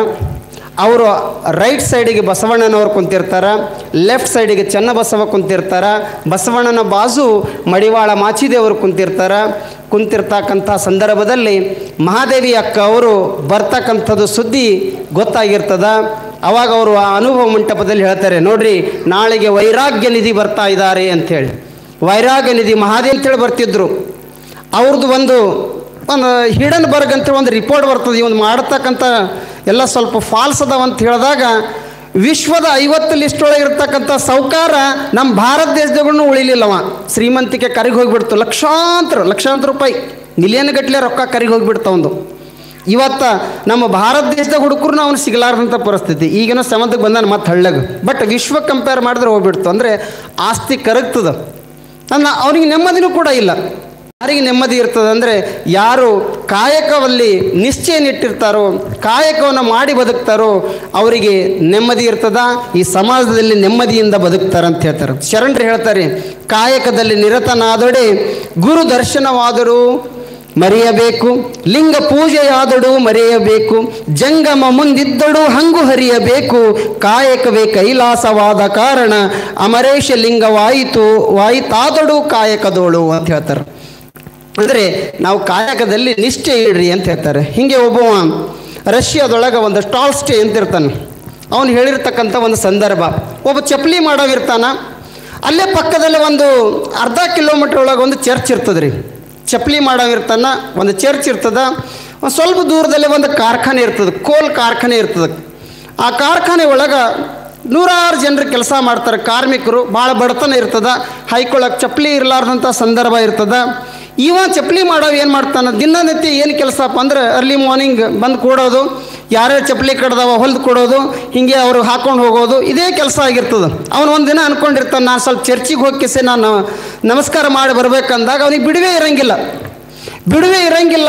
ಆ ಚಪ್ಪಲಿ ಮಾಡ್ತಾ ಅವನು ಟೈಮಿಗೆ ಹೋಗಿಬಿಡ್ತದೆ, ಅವನಿಗೆ ಹೋಗ್ಲಿಕ್ಕಾಗಂಗಿಲ್ಲ. ಆದರೂ ಒಂದು ದಿವಸ ಯೇಸು ಕ್ರಿಸ್ತನು ಆ ಕಾಯಕದಲ್ಲಿ ಬಂದು, ನೀನೇನು ಬರ್ಲಕ್ಕೆ ಹೋಗಬೇಡ, ನೀನು ಮಾಡ್ತಕ್ಕಂಥ ಕಾಯಕದಲ್ಲೇ ನಾನು ಬಂದಿದ್ದೀನಿ ಅಂತ ಹೇಳ್ತಾನೆ. ಅಂದರೆ ಹಾಗೆಯೇ ನೀವು ಕಾಯಕ ಫಸ್ಟ್ ಮಾಡಿರಿ, ಯಾರ ಕಾಯಕವನ್ನು ಮಾಡ್ತಿರಲ್ಲ ನಿಮಗೆ ನಿಜವಾಗ್ಲೂ ಸಾರ್ಥಕ ಜೀವನ ಆಗಿರ್ತದ ಅಂತ ಹೇಳುವಂಥ ತಾತ್ಪರ್ಯನೇ ಇದು ಇರ್ತದೆ. ಇನ್ನೊಂದು ಏನಪ್ಪ, ಶರಣರು ಸಮಾಜ ನಿರ್ಮಾಣ ಮಾಡೋದರಲ್ಲಿ ಅವ್ರ ಪಾತ್ರ ಏನಿತ್ತಪ್ಪ ಅಂದರೆ, ಆಗಿನ ಕಾಲದಲ್ಲಿ ಹೀಗೆ ಶರಣರೆಲ್ಲ ಹೋಗ್ತಾ ಇದ್ದಂಥ ಸಂದರ್ಭದಲ್ಲಿ ಉಚ್ಚ ಕುಲದವರು ಕೆಲವೊಬ್ಬರು ಕೇಳ್ತಿದ್ರಂತ, ಏನಪ್ಪ ನಿನ್ನ ಗೋತ್ರ ಯಾವುದು ಅಂತ ಕೇಳ್ತಿದ್ರು. ಅವು ನಮ್ಗೆ ಯಾರಿಗೆ ಗೋತ್ರ ಇರೋಂಗಿಲ್ಲ, ನಮ್ಮ ಸ್ವಲ್ಪ ಇರ್ಬೋದು ನಮಗೆ, ಆದರೆ ಇನ್ನೂ ಕೆಳಗೆ ಹೋದೆವು ಅಂದರೆ ಗೋತ್ರಗಳು ಗೊತ್ತಿಲ್ಲ ನಮಗೆ. ಅವರೆಲ್ಲ ಅವ್ರಿಗೆ ಕೇಳಿದ್ರು ಭಾಳ ಖುಷಿಲಿಂದ ಹೇಳೋರು, ಕಶ್ಯಪ ಗೋತ್ರ ಅಂತೇಳಿ ಹಿಂಗೆ ಕೈ ಮೇಲೆ ಹೇಳ್ಯವ್ರು ಅವರು. ಅಂದ್ರೆ ಆ ಪಂಗಡ್ಲಿಂದ ಬಂದಿದ್ದೇವೆ ನಾವು, ಶ್ರೇಷ್ಠ ಕುಲದಿಂದ ಬಂದಿದ್ದೀವಿ ಅಂತಿದ್ರು. ಇವ್ರಿಗೆ ಕೇಳಿದ ಬಳಕ ಇವ್ರಿಗೆ ಒಂಥರ ಅಸಹ್ಯ ಮಾಡ್ಲಕತ್ತಾರ ನಮಗೆ ಅಂಥೇಳಿ ಅನ್ಕೋತಿದ್ರು ಅವರು. ಏನು ಈ ರೀತಿ ನಮಗೆ ಹಿಂಗೆ ಕೇಳಕತ್ತಾರಲ್ಲಪ್ಪ ಅಂಥೇಳಿ ಅಸಹ್ಯ ಆಗ್ತದೆ ಅಂಥೇಳಿ ಅಂದಾಗ ಬಸವಣ್ಣನವರು ಒಂದು ವಿಚಾರವನ್ನು ಹೇಳ್ತಾರೆ. ನೀವ್ಯಾಕೆ ಅಸಹ್ಯ ಪಡ್ಕೋತೀರಿ? ಒಂದು ವಚನದಲ್ಲಿ ಹೀಗೆ ಹೇಳ್ತಾರೆ, ಗೋತ್ರ ನಾಮವ ಬೆಸೆದೊಡಡೆ. ನಿಮ್ಮ ಗೋತ್ರ ಯಾವುದು ಅಂತ ಯಾರಾದರೂ ಕೇಳಿದ್ರೆ ಮಾತು ನೂಕದೆ ಸುಮ್ಮನಿದಿರಯ್ಯ. ಮಾತಾಡ್ಲಾರ್ದಂಗೆ ಏನು ಮಾಡ್ತಿದ್ರು ಅಂದ್ರೆ, ಆಗಿನ ಟೈಮ್ ಒಳಗೆ ಯಾರ ಏನಪ್ಪ ನೀನು ಗೋತ್ರ ಯಾವ್ದಂದಾಗ ಅವರಿಗೆ ಒಂಥರ ಅಸಹ್ಯ ಅನ್ನಿಸ್ದಂಗೆ ಅನಿಸಿ ತಲೆ ತಳಗ ಮಾಡಿ ಅವ್ರು ಹೆಬ್ಬಾಳು ನೋಡಿ ಕೆಸೆ ಹೆಬ್ಬಾಳು ಹಿಂಗ ಆಡಿಸ್ತಿದ್ರಂತ. ಏನೋ ನನಗೆ ಇನ್ಸಲ್ಟ್ ಆಯಿತು ಅಂಥೇಳಿ. ಮಾತು ನುಡಿಯದೆ ಸುಮ್ಮನಿದಿರಯ್ಯ, ತಲೆ ಕುಟ್ಟಿ ಬೆಲೆಯ ಮರೆತಿದ್ದೀರಿ ಇದೇನಯ್ಯ, ತಲೆ ತಳಗ ಹಾಕೆಸೆ ಸುಮ್ಮನೆ ತಲೆ ಆಡಿಸ್ಕೊತ ಕುಂತೀರಲ್ಲ ಹಿಂಗ್ಯಾಕಪ್ಪ ಅಂಥೇಳಂತಾನೆ. ಗೋತ್ರ ಮಾದರ ಚೆನ್ನಯ್ಯ, ಗೋತ್ರ ಡೋಹರ ಕಕ್ಕಯ್ಯ, ಏನು ಕೂಡಲ ಸಂಗಮ ದೇವ. ನಿಮ್ದು ಯಾವುದಾದ್ರೂ ಗೋತ್ರ ಏನಂತ ಕೇಳಿದ್ರು ಯಾರಾದರೂ ಅಂದ್ರೆ ಮಾದರ ಚೆನ್ನಯ್ಯ ಡೋಹರ ಕಕ್ಕಯ್ಯ ಸಮಗ ಹಿಂಗೆಲ್ಲ ಏನು ಕಾಯಕ ಮಾಡ್ತಿರಲ್ಲ ಆ ಕಾಯಕನೇ ಒಂದು ಗೋತ್ರವಾಗಿ ಇಟ್ಕೋರಿ.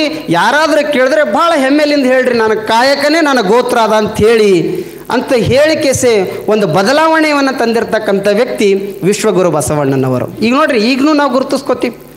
ಕಂಬಾರಂತೀವಿ, ಕುಂಬಾರಂತೀವಿ, ಹೂಗಾರಂತೀವಿ, ಬಣಗಾರಂತೀವಿ, ಸಮಗಾರ ಅಂತೀವಿ ಅನ್ನಂಗಿಲ್ಲ ರೀ. ಇದು ಒಂದು ಇದೇ ಶ್ರೇಷ್ಠದ ಅವ್ರಕಿನ ಅಂತ ಹೇಳ್ತಾನೆ. ಬಸವಣ್ಣ ಬ್ರಾಹ್ಮಣರ ಕುಲದಲ್ಲಿ ಇದ್ದರೂ ಕೂಡ ಅವನು ಹೇಳ್ತಾನೆ ಒಂದು ವಚನದಲ್ಲಿ, ಶೆಟ್ಟಿ ಎಂಬನೆ ಸಿರವಾಳನು, ಮಡಿವಾಳನೆಂಬನೆ ಮಾಚಯ್ಯ, ಡೋಹಾರನೆಂಬನೆ ಕಕ್ಕಯ್ಯ, ಮಾದಾರನೆಂಬನೆ ಚೆನ್ನಯ್ಯ. ಇವತ್ತು ಚೆನ್ನಯ್ಯನ ಜಯಂತಿ ಇವತ್ತು, ಮಾದರ ಚೆನ್ನಯ್ಯರ ಜಯಂತಿ, ವೇಮನರ ಜಯಂತಿ ಅದ. ಅವ್ರು ಹೇಳ್ತಾರೆ ಬಸವಣ್ಣನವರು, ಶೆಟ್ಟಿ ಎಂಬುವನು ಸಿರಿಯಾಳನ, ಮಡಿವಾಳನೆಂಬನು ಮಾಚಯ್ಯ, ಡೋಹಾರನೆಂಬನು ಕಕ್ಕಯ್ಯ, ಮಾದಾರನೆಂಬನು ಚೆನ್ನಯ್ಯ. ಅವರು ಮಾಡಿರ್ತಕ್ಕಂಥ ಕಾಯಕಲಿಂದ ಎಲ್ಲ ಶರಣರು ಗುರುತಿಸ್ಕೊಂಡಾರ. ನಾನು ಹೇಳ್ತಾನೆ ಲಾಸ್ಟಿಗೆ, ನಾನು ಹಾರವನೆಂಬ ಕೂಡಲ ಸಂಗಮ ನಗುವನಯ್ಯ, ನಾನು ಹಾರವನೆಂದಡೆ ಕೂಡಲ ಸಂಗಮ ನಗುವನಯ್ಯ. ನಾನೇನಾದರೂ ಬ್ರಾಹ್ಮಣ ಇದ್ದೀನಿ, ಉಚ್ಚ ಕುಲದವನಿದ್ದೀನಿ ಅಂದರೆ ಕೂಡಲ ಸಂಗಮ ದೇವ ನಗತಾನ, ಅದಕ್ಕೆ ನಾನು ಒಂದು ಕಾರಣಿಕ ಕರ್ಕೋತೀನಿ ಅಂತ ಲೆಕ್ಕ ಬರಿತಾ ಇರ್ತಾನೆ ಬಸವಣ್ಣನವರು. ಅದಕ್ಕೆ ನಾನು ಬ್ರಾಹ್ಮಣನಲ್ಲ, ಕೂಡಲ ಸಂಗಮ ದೇವ ನಗ್ತಾನ, ನಾನು ಯಾರೂಪ ಅಂದರೆ ನಾನು ಒಬ್ಬ ಕಾರಣಿಕ ಅಂಥೇಳಿ ಬಸವಣ್ಣನವರು ಹೇಳಿರ್ತಕ್ಕಂಥ ಸಂದರ್ಭ ಏನಪ್ಪ ಅಂದರೆ ನಾವೆಲ್ಲರೂ ಸರಿಸಮಾನರಾಗಿರ್ತಕ್ಕಂಥವ್ರು ಅನ್ನುವಂಥದ್ದೇ ಈ ಒಂದು ವಚನದ ತಾತ್ಪರ್ಯ. ಹೀಗೆ ಸಮಾಜದಲ್ಲಿ ಸಮಾಜ ನಿರ್ಮಾಣ ಮಾಡುವಂಥದ್ರಲ್ಲಿ ಶರಣರು ಪಟ್ಟಿರ್ತಕ್ಕಂಥ ಬಹಳಷ್ಟು ಪರಿಶ್ರಮ ರೀ. ಇನ್ನೊಂದು ಮಾತು ಮೇಡಮ್ ಅವರು ಹೇಳಿದ್ರು, ಕೊನೆಯದು ಒಂದು 5 ನಿಮಿಷ ಒಂದು ವಚನ ಹೇಳ್ತಾರೆ. ಜೋಳವಾಳೆಯ ನಾನಲ್ಲ ವೇಳಿವಾಳೆಯ ನಾನಯ್ಯ, ಜೋಳವಾಳೆಯ ನಾನಲ್ಲ ವೇಳವಾಳೆಯ ನಾನಯ್ಯ, ಹಾಳಿಗೆಟ್ಟುಡುವ ಆಳು ನಾನಲ್ಲಯ್ಯ, ಕೇಳು ಕೂಡಲ ಸಂಗಮ ದೇವ ಮಹಾನವಿ. ಈ ಬಸವ ಶರಣರು ಒಂದು ಮಾತು ಹೇಳ್ತಿದ್ರು, ಮರಣವೇ ಹೇಳ್ತಿದ್ರು. ಯಾಕಪ್ಪ ಇದು ಹೇಳ್ತಾರೆ ಮಾತು ಅಂತ ಗೊತ್ತಿರಬಹುದು. ನಾನು ಒಂದು ಸಣ್ಣ ಪ್ರಯತ್ನ ಹೇಳ್ತೀನಿ. ಆಗಿನ ಕಾಲದಲ್ಲಿ ಏನಿತ್ತಪ್ಪ ಅಂದರೆ ಇದ್ರೊಳಗೆ ಆ ಬಿಜ್ಜಳ ರಾಜನ ಆಸ್ಥಾನದಲ್ಲಿ ಕೆಲವೊಬ್ಬರು ನಕಲಿ ಸೈನಿಕರು ಇರ್ತಾರೆ, ಕೆಲವೊಬ್ಬರು ಅಸಲಿ ಸೈನಿಕರು ಇರ್ತಾರೆ. ಹೌದಾ? ಅದು ಒಂದು ಸಂದರ್ಭ ಹೆಂಗಿರ್ತದಪ್ಪ ಅಂದರೆ ಯಾವುದಾದ್ರೂ ಒಬ್ಬರು ಕೆಲವೊಬ್ಬರು ಹೆಂಗಿರ್ತಾರೆ ಅಂದರೆ ರಾಜ ಖುಷಿ ಮಾಡ್ಬೇಕು. ರಾಜರು ನೀವು ಭಾಳ ಚಲೋ ಕಾಳತ್ತೀರಿ ನೋಡ್ರಿ ಇವತ್ತು ಅಂದ್ರೆ ನನಗೆ ಹೊಗಳಾರ ಅಂತೇಳಿ ಏನಾರ ಕೊಡೋರಪ್ಪ ಬಹುಮಾನ. ಸುಮ್ಮನೆ ಚಲೋ ಕಂಡಿಲ್ಲ ಅಂದ್ರೂ, ರಾಜ ಬ್ರಷ್ ಮಾಡ್ಕೊಂಬಂದಿಲ್ಲ ವಾಸನೆ ಹೊಂಟದ ಬಾಯಿಲಿಂದ ಅಂದ್ರೂ ರಾಜರ ಭಾರಿ ಇದ್ದೀರಿ ನೋಡಂದ್ರೆ ಅವ ಬಹುಮಾನ ಕೊಟ್ಬಿಡವು. ಹಂಗೆ ಹೊಗಳೋರು, ಹೊಗಳು ಭಟ್ರಿದ್ರು ಕೆಲವೊಬ್ಬರು. ಆದರೆ ಆ ಹೊಗಳು ಭಟ್ರಿ ಏನು ಕೆಲಸ ಅಂದ್ರೆ ರಾಜನ ಹಿಂದಿರೋದು, ರಾಜಗೆ ಹೊಗಳೋದು, ಅವ್ರಿಗೆ ಬೇಕಾಗಿರ್ತಕ್ಕಂಥ ಸಾಮಾನು ತಗೊಳ್ಳೋದು, ಆರಾಮ್ ಜೀವನ ನಡೆಸೋದು. ಅದೇ ರಾಜರ ಆಸ್ಥಾನದೊಳಗೆ ನಮ್ಮ ಶರಣರು ಹೆಂಗಿದ್ರಪ್ಪ, ಶರಣರು ಹೆಂಗಿದ್ರು ಅಂದ್ರೆ ವೇಳೆ ವಾಳೆಯರಿದ್ರು. ಅವರೆಲ್ಲ ಜೋಳೆ ವಾಳೆಯರು. ನಮ್ಮ ಶರಣರು ಹೆಂಗಿದ್ರು ಅಂದ್ರೆ ವೇಳೆ ವಾಳೆಯರು ಅಂದರೆ ನಿಯತ್ತಿನಿಂದ ಇರ್ತಕ್ಕಂಥ ವ್ಯಕ್ತಿಗಳು ಅಂತ ಹೇಳ್ಬೋದು. ರಾಜ ಏನಾದರೂ ಯುದ್ಧಕ್ಕೆ ಹೋದನಂದರೆ ಈ ಜೋಳವಾಳೆಯರು ಎಂಥವ್ರು ಇರ್ತೀರಂದ್ರೆ ಆ ರಾಜ್ಯಕ್ಕೆ ಏನಾದರೂ ಕಷ್ಟ ಬಂತು ಅಂದರೆ ಪಟಕನೆ ಓಡಿ ಹೋಗಿ ಮನೆ ಸೇರೋರು ಇದ್ದರು ಇವರೆಲ್ಲ. ಆದರೆ ನಮ್ಮ ಶರಣರು ಹೆಂಗಿದ್ದರು, ನಮ್ಮ ಶರಣರು ಆ ರಾಜಗೆ ಏನಾದರೂ ಸಂಕಷ್ಟ ಬಂತಂದರೆ ಇವರೇ ಹೋಗಿಸಿ ಆ ರಾಜ ಕವರ್ ಮಾಡುವಂಥವ್ರು, ರಾಜನ ಜೀವನವನ್ನು ಬದುಕಿಸುವಂಥವ್ರು. ಯಾಕಂದ್ರೆ ಆವಾಗ ನಮ್ಮ ಶರಣೀಯರು ಕೇಳ್ತಿದ್ರು, ರಾಜ ಏನಾದರೂ ಆ ಯುದ್ಧದಲ್ಲಿ ಸತ್ತು ಹೋದನು ಅಂದರೆ ಈ ಸೈನಿಕರು ಏನಾದರೂ ಮನೆಗೆ ಬಂದ್ರಂದ್ರೆ ರಾಜನೇ ತೀರ್ಕೊಳ್ಳೋಣ, ನೀ ಯಾಕೆ ನಮ್ಮ ಮನೆಗೆ ಬಂದಿದ್ದೀಯ ಅಂತ ಬೈತಿದ್ರು ಅಂತ್ರಿ. ಅದಕ್ಕೆ ಇವರು ಏನು ಮಾಡ್ತಿದ್ರು, ಒಂದು ವೇಳೆ ವೇಳಿ ವಾಳೆಯರಂಥ ಶರಣರಿದ್ದರೆ ಆ ರಾಜ ಏನಾದರೂ ಸೋತನು ಅಂದರೆ, ರಾಜ ಏನಾದರೂ ಸತ್ತನಂದರೆ ವಾಪಸ್ ಬರುವಂಥ ಸಂದರ್ಭದಲ್ಲಿ ದೊಡ್ಡ ಬಂಡಿಗಳಿಗೆ ಅವರು ಖಡ್ಗವನ್ನು ಇಟ್ಟು ಕೆಸೆ ಇವ್ರ ತಲೆ ಆ ಖಡ್ಗದ ಮೇಲೆ ಕೊಟ್ಟು ಪ್ರಾಣವನ್ನು ಬಿಡ್ತಿದ್ರಂತೆ. ಯಾರು ಬಿಡ್ತಿದ್ರು ಅಂದರೆ ವೇಳಿ ವಾಳೆಯರು. ಜೋಳಿ ವಾಳೆಯರು ಹಾರು ಹೋಗ್ಬಿಟ್ರು ಅವರು ಆಲ್ರೆಡಿ. ಇಂಥ ವೇಳಿ ವಾಳೆಯರು ನಾವಿದ್ದೀವಿ ಅಂಥೇಳಿ ನಮ್ಮ 12ನೇ ಶತಮಾನದಲ್ಲಿರ್ತಕ್ಕಂಥ ವಚನಗಳನ್ನು ಕಾಪಾಡುವಂಥ ಕೆಲಸ ಯಾರಾದರೂ ಮಾಡಿದ್ರೆ ಅಂಬಿಗರ ಚೌಡಯ್ಯ ಮಾಡಿದ್ರು, ಮಡಿವಾಳ ಮಾಚಿದೇವ ಮಾಡಿದ್ರು, ಡೋಹಾರ ಕಕ್ಕಯ್ಯ ಮಾಡಿದ್ರು. ಇವರೆಲ್ಲ ಗಣಾಚಾರಿಗಳ ಲಿಸ್ಟಲ್ಲಿ ಬರ್ತಾರೆ, ವೇಳಿ ವಾಳೆಯರ ಲಿಸ್ಟೊಳಗೆ ಬರ್ತಾರೆ ಶರಣರು. ಇಂಥವರು ಇದ್ದರು ಅಂಥೇಳಿನೇ ನಮ್ಮ ವಚನ ಸಾಹಿತ್ಯವನ್ನು ಉಳಿತು. ಆ್ಯಕ್ಚುಲಿ ವಚನ ಸಾಹಿತ್ಯ ಬಸವಣ್ಣನ ಬರೆದ ನಂತರ ಹೀಗೆ ಬಂದವರು 100 ವರ್ಷಗಳಾಯಿತು. ಮತ್ತು ಫಗು ಹಳಕಟ್ಟಿಯವರ ಪುಣ್ಯಲಿಂದ ನಮಗೆ ವಚನ ಸಾಹಿತ್ಯಗಳನ್ನು ಸಿಕ್ಕು, ಇಲ್ಲ ಅಂದರೆ ಅವು ಮುಚ್ಚಿ ಹೋಗ್ಬಿಡ್ತಿದ್ವು. ಅಂಥ ಸಂದರ್ಭದಲ್ಲಿ ಇವರೆಲ್ಲ ಯುದ್ಧಕ್ಕೆ ನಿಂತ ಕೆಸೆ ಆ ರಾಜರನ್ನು ಸೋಲಿಸಿ ಕೆಸೆ, ರಾಜರನ್ನು ಸಾಯಿಸಿ ಕೆಸೆ, ಸೈನಿಕರನ್ನು ಸಾಯಿಸಿ ಈ ವಚನ ಸಾಹಿತ್ಯವನ್ನು ಕಾಪಾಡುವಂಥ ಕೆಲಸ ಮಾಡಿದ್ರಿಂದ ಇವತ್ತು ನಮಗೆ ಆ ವಚನಗಳನ್ನು ಸಿಕ್ಕಿದ್ದಾವೆ. ಅಂಥ ಶರಣರ ಪುಣ್ಯದಿಂದ ನಾವು ಇವತ್ತಿಗೂ ಕೂಡ ಈ ಸಮಾಜದಲ್ಲಿ ಹೇಳ್ಬೋದು, ನಾವು ಏನ್ರಿ ಶರಣರ ವಚನಗಳು ಇವತ್ತಿಗೂ ನಮಗೆ ಪಾಸಿಬಿಲಿಟಿ ಅದಾವೇನ್ರಿ ಅಂದ್ರೆ ಅನ್ವಯಿಸ್ತಾವೇನಂದ್ರೆ ಖಂಡಿತವಾಗಿ ವಿಚಾರ ಮಾಡಿ ನೋಡ್ರಿ, ಇವತ್ತಿಗೂ ಕೂಡ ಶರಣರ ವಚನಗಳು ಅನ್ವಯಿಸ್ತಾವ್ರಿ.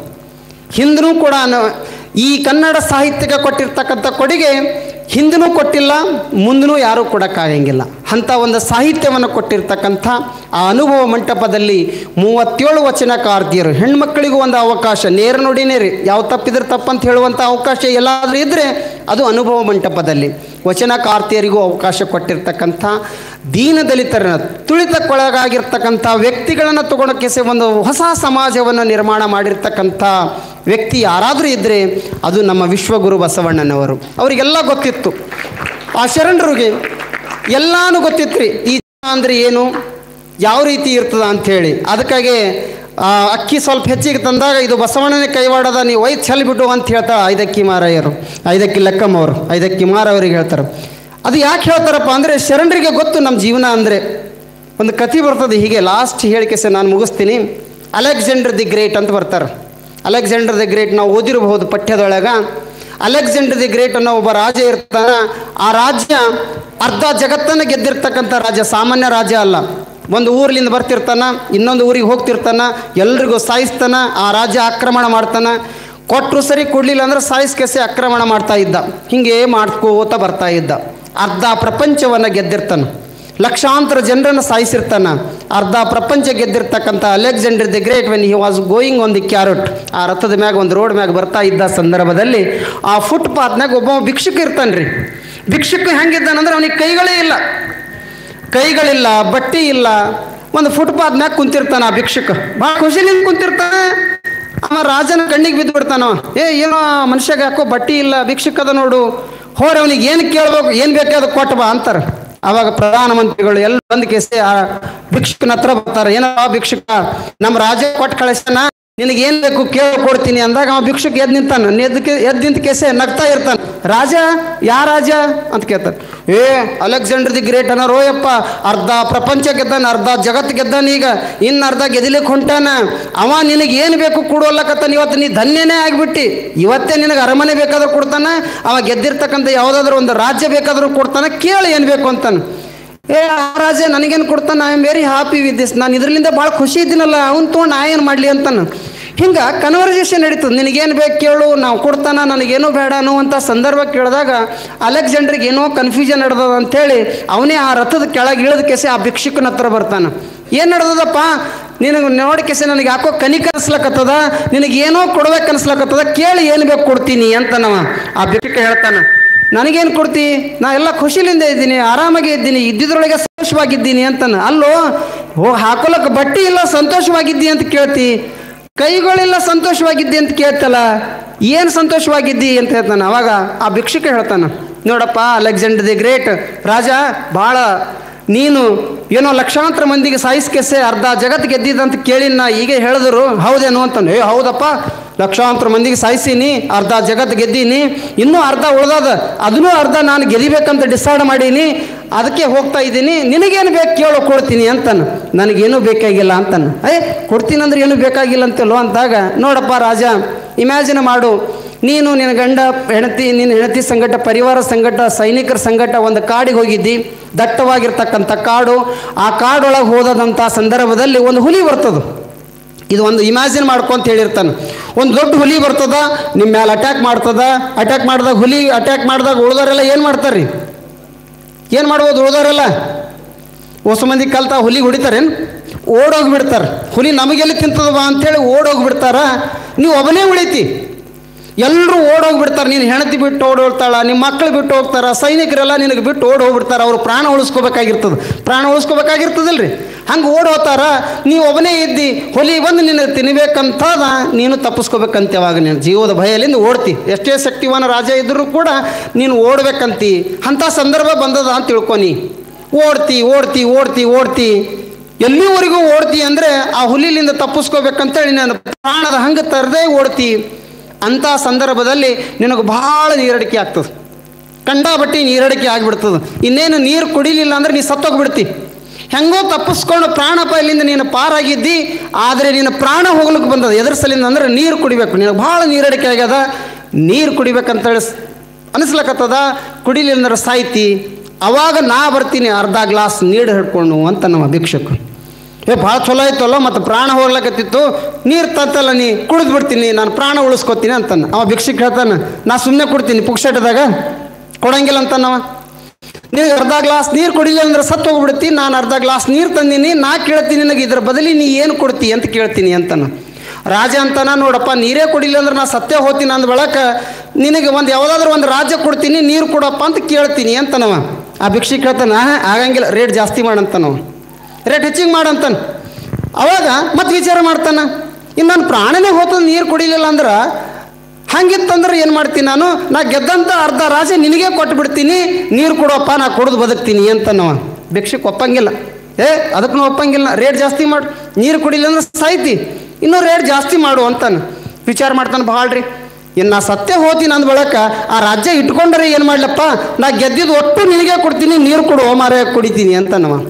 ಅವಾಗ ಭಿಕ್ಷುಕ ಹೇಳ್ತಾನೆ, ನೋಡು, ಲಕ್ಷಾಂತರ ಮಂದಿಗೆ ಸಾಯಿಸಿ ಅರ್ಧ ಜಗತ್ತನ್ನು ಗೆದ್ದಿರ್ತಕ್ಕಂಥ ಅಲೆಕ್ಸಾಂಡರ್ ದಿ ಗ್ರೇಟ್ ಬೆಲೆ ಎಷ್ಟಪ್ಪ ಅಂದರೆ ಅರ್ಧ ನೀರಿನ ಗ್ಲಾಸಿಗೆ ಸಮ ಅಂತ ಹೇಳ್ತಾನೆ. ಅವಾಗ ಆ ರಾಜ್ಯಕ್ಕೆ ತಿಳುವಳಿಕೆ ಬರ್ತದೆ, ಹೌದಲ್ಲಪ್ಪ, ಜೀವನ ಅಂದರೆ ಇಷ್ಟೇ ಅಲ್ಲ, ಇದೆಲ್ಲ ಶರಣರಿಗೆ ಗೊತ್ತಿತ್ತದು. ಈ ಸಖಿ ಆಸೆ ನಿನಗೇಕೆ ಒಯ್ದು ಚೆಲಿವಾ ಅಂತ ಹೇಳಿದ್ದು ಉದ್ದೇಶನೇ ಹಿಂಗೆ ಇರ್ಬೋದು ಅನ್ನಿಸ್ತದೆ ನಮಗೆ, ಒಂದು ಕೋರಿಲೇಷನ್ ಇರ್ಬೋದೇನೋ. ಅವಾಗ ಅಲೆಕ್ಸಾಂಡರ್ ದಿ ಗ್ರೇಟ್ಗೆ ತಿಳುವಳಿಕೆ ಆಗ್ತದೆ, ಬಟ್ ಟೈಮ್ ಮೀರಿರ್ತದೆ. ಅಲೆಕ್ಸಾಂಡರ್ಗೆ ವಯಸ್ಸಾಗಿರ್ತದ, ಅವನಿಗೊಂದು ಲೆಟ್ರ್ ಬರ್ತದೆ, your mother is sick, she want to see you, please do come immediately ಅಂಥೇಳಿ ಒಂದು ಪತ್ರ ಬರ್ತದೆ. ಆ ಪತ್ರ ತಲುಪಿಸಿದಂಥ ಸಂದರ್ಭದಲ್ಲಿ ಅಲೆಕ್ಸಾಂಡರ್ ಓದ್ತಾನೆ, ಅವ್ರ ತಾಯಿಗೆ ಆರಾಮಿರಂಗಿಲ್ಲ, ಬಹಳ ದೂರದಲ್ಲಿರ್ತಾಳೆ, ನಿಮ್ಮ ತಾಯಿ ಸಾಯುವಂಥ ಸ್ಥಿತಿಯಲ್ಲದಾಳ, ಬೆಡ್ ಮೇಲದಾಳ, ಅವಳು ಸಾಯೋದಕ್ಕಿಂತ ಮುಂಚೆ ನಿಮಗೆ ನೋಡ್ಬೇಕಾಗ್ಯದ ರಾಜರೇ, ಅದಕ್ಕೆ ದಯವಿಟ್ಟು ಹಿಂದಿರುಗಿ ಬರ್ರಿ ಅಂಥೇಳಿ ಒಂದು ಪತ್ರದ ಒಂದು ಸಂದೇಶವನ್ನು ತಲುಪಿರ್ತದೆ ಆ ರಾಜಾಗ. ತಿಳುವಳಿಕೆ ಬಂದಿರತಕ್ಕಂಥ ಅಲೆಕ್ಸಾಂಡರ್ ದಿ ಗ್ರೇಟ್ ತನ್ನ ತಾಯಿಗೆ ನೋಡಬೇಕು ಅಂತೇಳಿ ಭಾಳ ಆಸೆ ಆಗಿರ್ತದ. ಇನ್ನೇನು ವಾಪಸ್ ಹೋಗುವಂಥ ಸಮಯದಲ್ಲಿ ಅವ್ರ ಹೆಲ್ತ್ ಕೆಟ್ಟುಬಿಡ್ತದೆ, ಆರೋಗ್ಯದಲ್ಲಿ ಕೆಡ್ತದೆ. ಆ ಆರೋಗ್ಯ ಕೆಟ್ಟಂಥ ಸಂದರ್ಭದಲ್ಲಿ ಅವನು ಹೇಳ್ತಾನೆ, ಈ ಜಗತ್ತಿನೊಳಗೆ ಅತಿ ಒಳ್ಳೆಯ ಡಾಕ್ಟ್ರ್ ಯಾರಾದರೂ ಇದ್ರೆ ಅವ್ರಿಗೆ ಕರೆಸ್ರಿ, ನನ್ನ ತಾಯಿ ನೋಡೋದ್ರ ತನಕ ನನ್ನ ಜೀವ ಇಟ್ಟರೆ ಸಾಕು ಅಂತ ಹೇಳ್ತಾನೆ ಅವ. ಹುಡುಕ್ಯಾಡ್ತಾರೆ, ಎಷ್ಟೇ ಎಂತೆಂಥ ದೊಡ್ಡ ದೊಡ್ಡ ಡಾಕ್ಟ್ರುಗಳ್ನು ಬರ್ತಾರ. ಅವನು ಕೇಳ್ತಾನೆ, ಮತ್ತು ನಮ್ಮ ಆಸ್ಥಾನದಾಗ ಯಾರಾದರೂ ಇದ್ರೆ ಜರ ಪ್ರಾಣ ಕೊಡ್ರಪ್ಪ, ನಮ್ಮ ತಾಯಿಗೆ ನೋಡತ್ತಾನ, ನನ್ನ ಪ್ರಾಣ ಕೊಡ್ರಿ, ನಿಮಗೇನು ಬೇಕಾದ್ರೂ ಕೊಡ್ತೀನಿ ಅಂತಾನ. ಯಾರೂ ರೆಡಿ ಇರಂಗಿಲ್ಲ. ಆ ಡಾಕ್ಟ್ರ್ ನೋಡ್ತಾರೆ ಅವನ ಪರಿಸ್ಥಿತಿ, ಅಲೆಕ್ಸಾಂಡರ್ ನಾವು ಹೆಲ್ಪ್ಲೆಸ್ ಇದ್ದೀವಿ, ನೀವು ನಮ್ಗೆ ಆರಾಮದ ಇರಲಿಲ್ಲ, ಭಾಳ ಸೀರಿಯಸ್ ಇದ್ದೇವೆ ಅಂದ್ರೆ ಡಾಕ್ಟ್ರ್ ಒಂದು ಮಾತು ಹೇಳ್ತಾರೆ, ನಮ್ಮ ಪ್ರಯತ್ನ ನಾವು ಮಾಡ್ತೀವಿ ರೀ, ದೇವ್ರ ಇಚ್ಛೆ ಅಂತ ಹೇಳ್ತಾರೆ. ಹೌದಾ? ಹಾಗೇನೆ ಆ ಅಲೆಕ್ಸಾಂಡರ್ ಗ್ರೇಟ್ ಯಾವ ಡಾಕ್ಟ್ರಲ್ಲಿಂದ ಅವನಿಗೆ ಕಾಪಾಡಲಿಕ್ಕಾಗಂಗಿಲ್ಲ. ವಾಪಸ್ ಹೋಗ್ತಕ್ಕಂಥ ಸಂದರ್ಭದಲ್ಲಿ ಅರ್ಧ ದಾರಿಯಲ್ಲಿ ಪ್ರಾಣ ಹೋಗಿಬಿಡ್ತದೆ. ಆ ಪ್ರಾಣ ಹೋಗುವುದಕ್ಕಿಂತ ಮುಂಚಿತವಾಗಿ ಅಲೆಕ್ಸಾಂಡರ್ ದಿ ಗ್ರೇಟ್ ಏನು ಮಾಡ್ತಾನಂದರೆ, ಅವ್ರ ಆತ್ಮೀಯರಾಗಿರ್ತಕ್ಕಂಥ ಒಬ್ಬ ವ್ಯಕ್ತಿ ಕರೆದ ಕೇಸೆ 3 ಸೆಂಟೆನ್ಸ್ ಬರೆಸ್ತಾನೆ ರೀ. 1ನೇ ಸೆಂಟೆನ್ಸ್ ಏನಪ್ಪ ಅಂದ್ರೆ, ನಾನು ಸತ್ತು ಬಳಕ ನನ್ನ ಶವದ ಪಟ್ಟಿಗೆ ಯಾರು ಹೊರಬೇಕು ಅಂದರೆ, ಇಲ್ಲಿ ಜಗತ್ತಿನಾಗಿರ್ತಕ್ಕಂಥ ಅತ್ಯಂತ ಜ್ಞಾನಿಗಳಾಗಿರ್ತಕ್ಕಂಥ ಡಾಕ್ಟರ್ ನಾನು ಶವದ ಪೆಟ್ಟಿಗೆ ಹೊರಬೇಕು ಅಂತ ಹೇಳ್ತಾನೆ. ಇನ್ನು 2ನೇ ಕಂಡೀಷನ್ ಏನು ಹಾಕ್ತಾನಪ್ಪ ಅಂದರೆ, ನನ್ನ ಶವದ ಪಟ್ಟಿಗೆ ಏನಾದರೂ ದಾರಿಯಲ್ಲಿ ಹೋಗ್ತಾ ಇತ್ತಂದರೆ ವಜ್ರಗಳು, ಹಣ, ನಾಣ್ಯಗಳು ಎಲ್ಲನೂ ನನ್ನ ಶವದ ಪೆಟ್ಟಿಗೆ ಮೇಲೆ ಚೆಲ್ರಿ ಅಂತ ಹೇಳ್ತಾನೆ.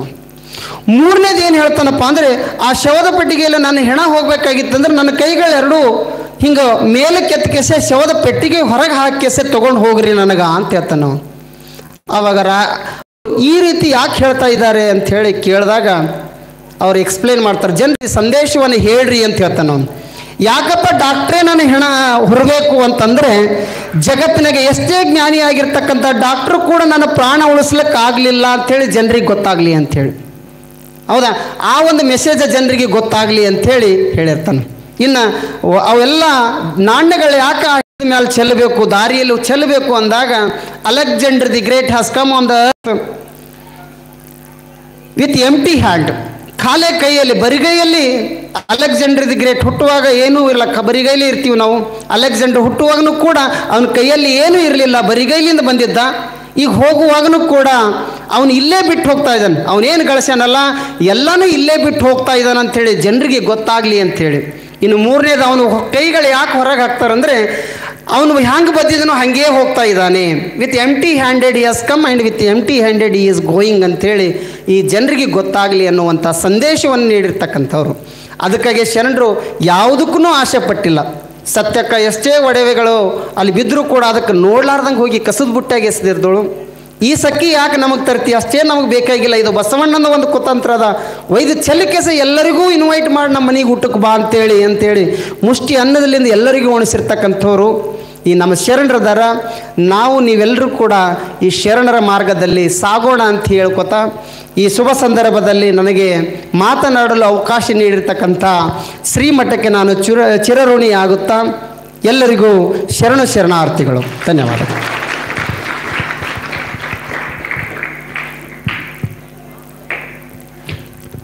ಇಲ್ಲಿಯವರೆಗೆ ಸಾಂಸ್ಕೃತಿಕ ನಾಯಕ, ವಿಶ್ವದ ಪ್ರಥಮ ಸಂಸತ್ತಿನ ಕರ್ತೃ ಜಗಜ್ಯೋತಿ ಬಸವೇಶ್ವರರ ಕುರಿತು ಹಾಗೂ ದಿ ಗ್ರೇಟ್ ಅಲೆಕ್ಸಾಂಡರ್ ಸ್ಟೋರಿಯ ಕುರಿತು ಹಾಗೂ ಹಲವಾರು ವಿಷಯಗಳನ್ನು ಕುರಿತು ಮಾತನಾಡಿರುವಂತಹ ಪ್ರಾಂಶುಪಾಲರು Mount Way PU science college ಮಹಾಕ್ರಾಸ್ ಅವರಿಗೆ ಎಲ್ಲರೂ ಚಪ್ಪಾಳೆ ಮುಖಾಂತರವಾಗಿ ಧನ್ಯವಾದಗಳನ್ನು ಕೋರುವಂಥದ್ದು.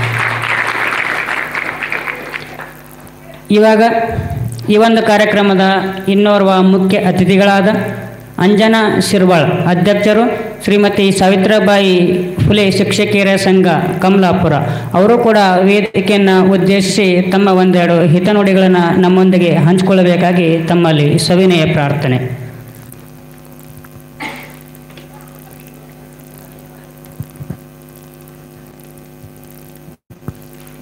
ಗುರುಗಳ ಪಾದಾರವಿಂದಗಳಿಗೆ ನಮಸ್ಕರಿಸುತ್ತಾ ಕುರುಕೋಟ ಗ್ರಾಮದ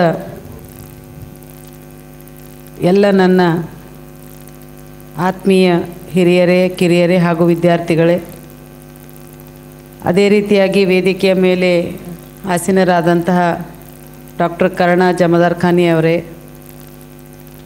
ಮೌಂಟ್ ವೇವ್ ಕಾಲೇಜಿನ ಪ್ರಿನ್ಸಿಪಲ್ ಸರ್ ಅವರೇ, ಅನಂತಮೂರ್ತಿ ಸರ್ ಅವರೇ ಹಾಗೂ ಕುಶಾಲ್ ಸರ್ ಅವರೇ ಹಾಗೂ ಎಲ್ಲ ನನ್ನ ಮುದ್ದು ಮಕ್ಕಳೇ, ಇವತ್ತು ಈ ಒಂದು ವಿರಕ್ತಮದಲ್ಲಿ ಆಯೋಜಿಸಲಾದಂತಹ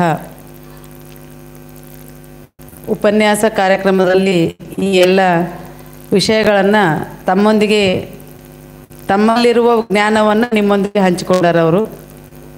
ಇಂತಹ ಒಂದು ಕಾರ್ಯಕ್ರಮಗಳು ಈ ಮಠದಲ್ಲಿ ನಡೆಯುತ್ತಿರುವುದು ಶ್ಲಾಘನೀಯ ಅಂಥೇಳಿ ನಾನು ಹೇಳಲಿಕ್ಕೆ ಇಷ್ಟಪಡ್ತೀನಿ.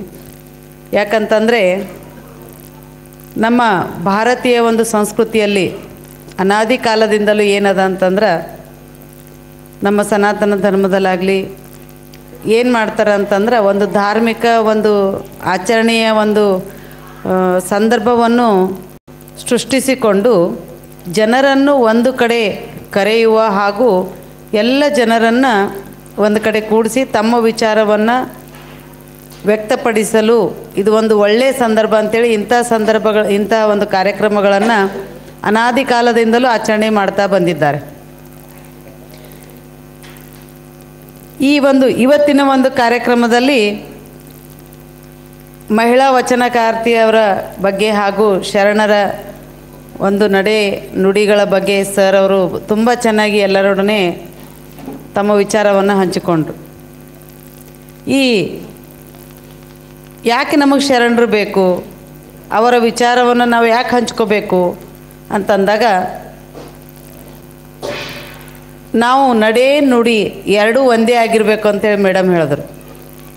ನಡೆ ಅಂದ್ರೇನು, ಇವತ್ತು ನೀವೆಲ್ಲ ಇದನ್ನು ಕೇಳಿ ಹೋಗಿರ್ತೀರಿ.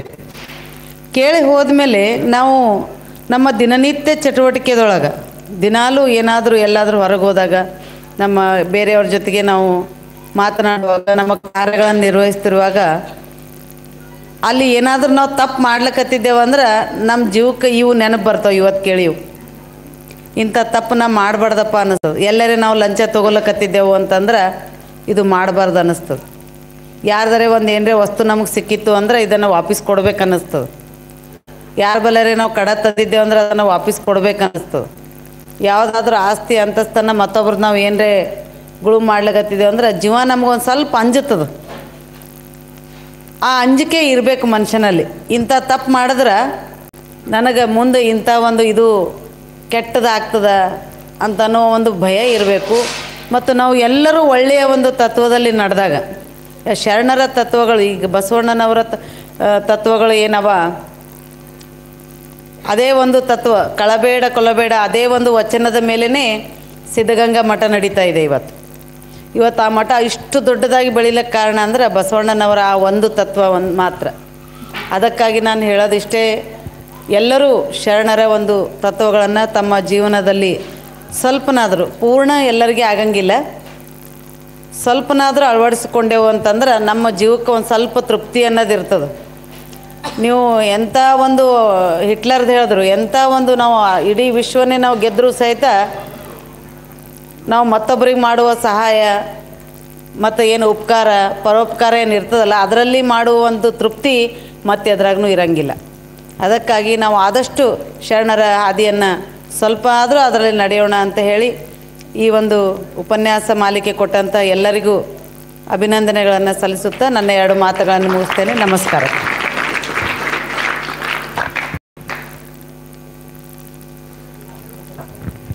ಇಲ್ಲಿವರೆಗೆ ತಮ್ಮ ಒಂದು ಮಾತುಗಳನ್ನು ನಮ್ಮೊಂದಿಗೆ ಹಂಚಿಕೊಂಡಂಥ ಅಂಜನಾ ಸಿರವಳ ಮೇಡಮ್ ಅವರಿಗೂ ಕೂಡ ಜೋರಾಳದ ಚಪ್ಪಾಳೆಯ ಮುಖಾಂತರವಾಗಿ ಧನ್ಯವಾದಗಳನ್ನು ಕೋರೋಣ. ಸರ್,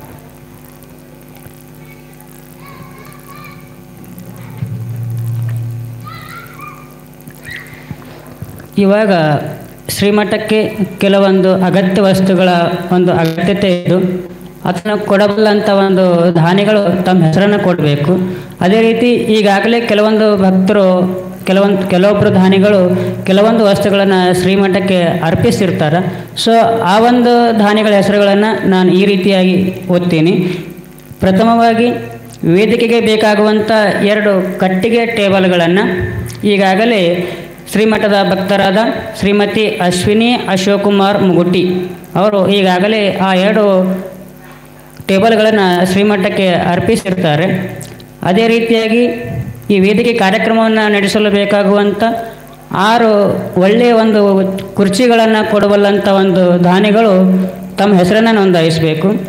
ಅದೇ ರೀತಿ ವೇದಿಕೆ ಮೇಲೆ ಶ್ರೀಗಳಿಗೆ ಆಸೀನರಾಗಲು ಒಂದು ಅದ್ಭುತವಾದಂಥ ಕಟ್ಟಿಗೆಯ ಒಂದು ಕುರ್ಚಿಯ ಅವಶ್ಯಕತೆ ಇದ್ದು ಅದನ್ನು ಈಗಾಗಲೇ ನಮ್ಮ ಶಿವಲಿಂಗೇಶ್ವರ ಗ್ರಾಮಾಭಿವೃದ್ಧಿ ಸಮಿತಿಯ ಅಧ್ಯಕ್ಷರಾದ ಶ್ರೀ ಶಾಂತಲಿಂಗ್ ತಿಲ್ಶೆಟ್ಟಿ ಅವರು ಈಗಾಗಲೇ ಅದನ್ನು ನಾನು ಶ್ರೀಮಠಕ್ಕೆ ಶ್ರೀಗಳಿಗೆ ಆಸನರಾಗಲು ಆ ಕುರ್ಚಿಯನ್ನು ಕೊಡಲಿಕ್ಕೆ ನಾನು ಪುಣ್ಯ ಮಾಡಿರಬೇಕು ಅನ್ನುವಂಥ ಮಾತನ್ನು ಹೇಳಿ ಅವರು ಒಪ್ಕೊಂಡಿರ್ತಾರೆ. ಸೊ ಈ ಒಂದು ವಸ್ತುಗಳನ್ನು ಶ್ರೀಮಠಕ್ಕೆ ಅರ್ಪಿಸಿದಂಥ ಎಲ್ಲ ದಾನಿಗಳು ಶ್ರೀ ಶಿವಲಿಂಗೇಶ್ವರರು ಆಯುಷ್ ಆರೋಗ್ಯ ಬಗ್ಗೆ ಕೊಟ್ಟು ಕಾಪಾಡಲಿ ಅಂತ ಕೇಳ್ಕೊಳ್ಳುತ್ತಾ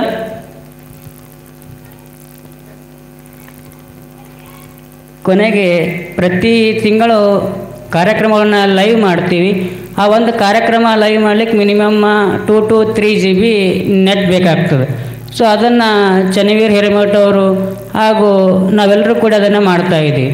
ಅದರ ಅವಶ್ಯಕತೆಯೂ ಕೂಡ ಬಹಳಷ್ಟಿದ್ದು ಆ ಒಂದು ಡೊಂಗಲ್ ವ್ಯವಸ್ಥೆಯನ್ನು ಕೂಡ ಮಾಡಿಕೊಡ್ತೀನಿ ಅನ್ನುವಂಥ ಭಕ್ತರು ಮುಂದೆ ಬರಬೇಕು. ಅವನು ಕೊಟ್ಟಿದ್ದು ಅವನಿಗೆ ಕೊಟ್ಟರೆ ನಮಗೇನು ಕಡಿಮೆ ಆಗಲ್ಲ ಅನ್ನುವಂಥದ್ದನ್ನು ಅರ್ಥೈಸ್ಕೊಂಡು ಭಕ್ತರು ಈ ಒಂದು ಮಠಕ್ಕೆ ಬೇಕಾಗುವಂಥ ಅಗತ್ಯ ವಸ್ತುಗಳನ್ನು ಕೊಡುವಲ್ಲಿ ಮುಂದೆ ಬರಬೇಕಾಗಿ ತಮ್ಮಲ್ಲಿ ಕೇಳ್ಕೊಳ್ಳುತ್ತಾ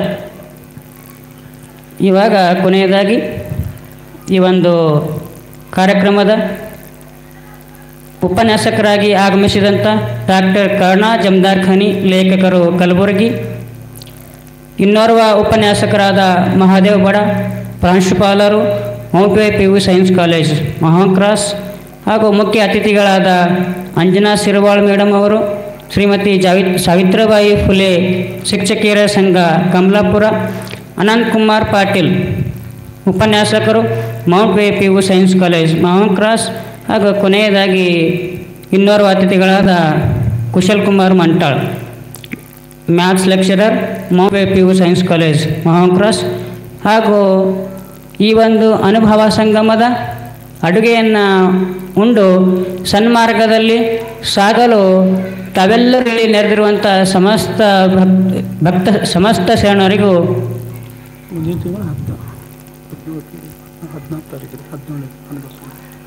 ಭಕ್ತರಿಗೂ ಶಿವಲಿಂಗೇಶ್ವರರು ಆಯುರಾರೋಗ್ಯ ಬಗ್ಗೆ ಕೊಟ್ಟು ಕಾಪಾಡಲಿ. ಸೊ ಸರ್ವರಿಗೂ ಧನ್ಯವಾದಗಳನ್ನು ಕೋರುತ್ತಾ ಮುಂದಿನ ಒಂದು 17ನೇ ಮಾಲಿಕೆ ಮುಂದಿನ ತಿಂಗಳ 16ನೇ ತಾರೀಕಿನಂದು ಇರ್ತದೆ.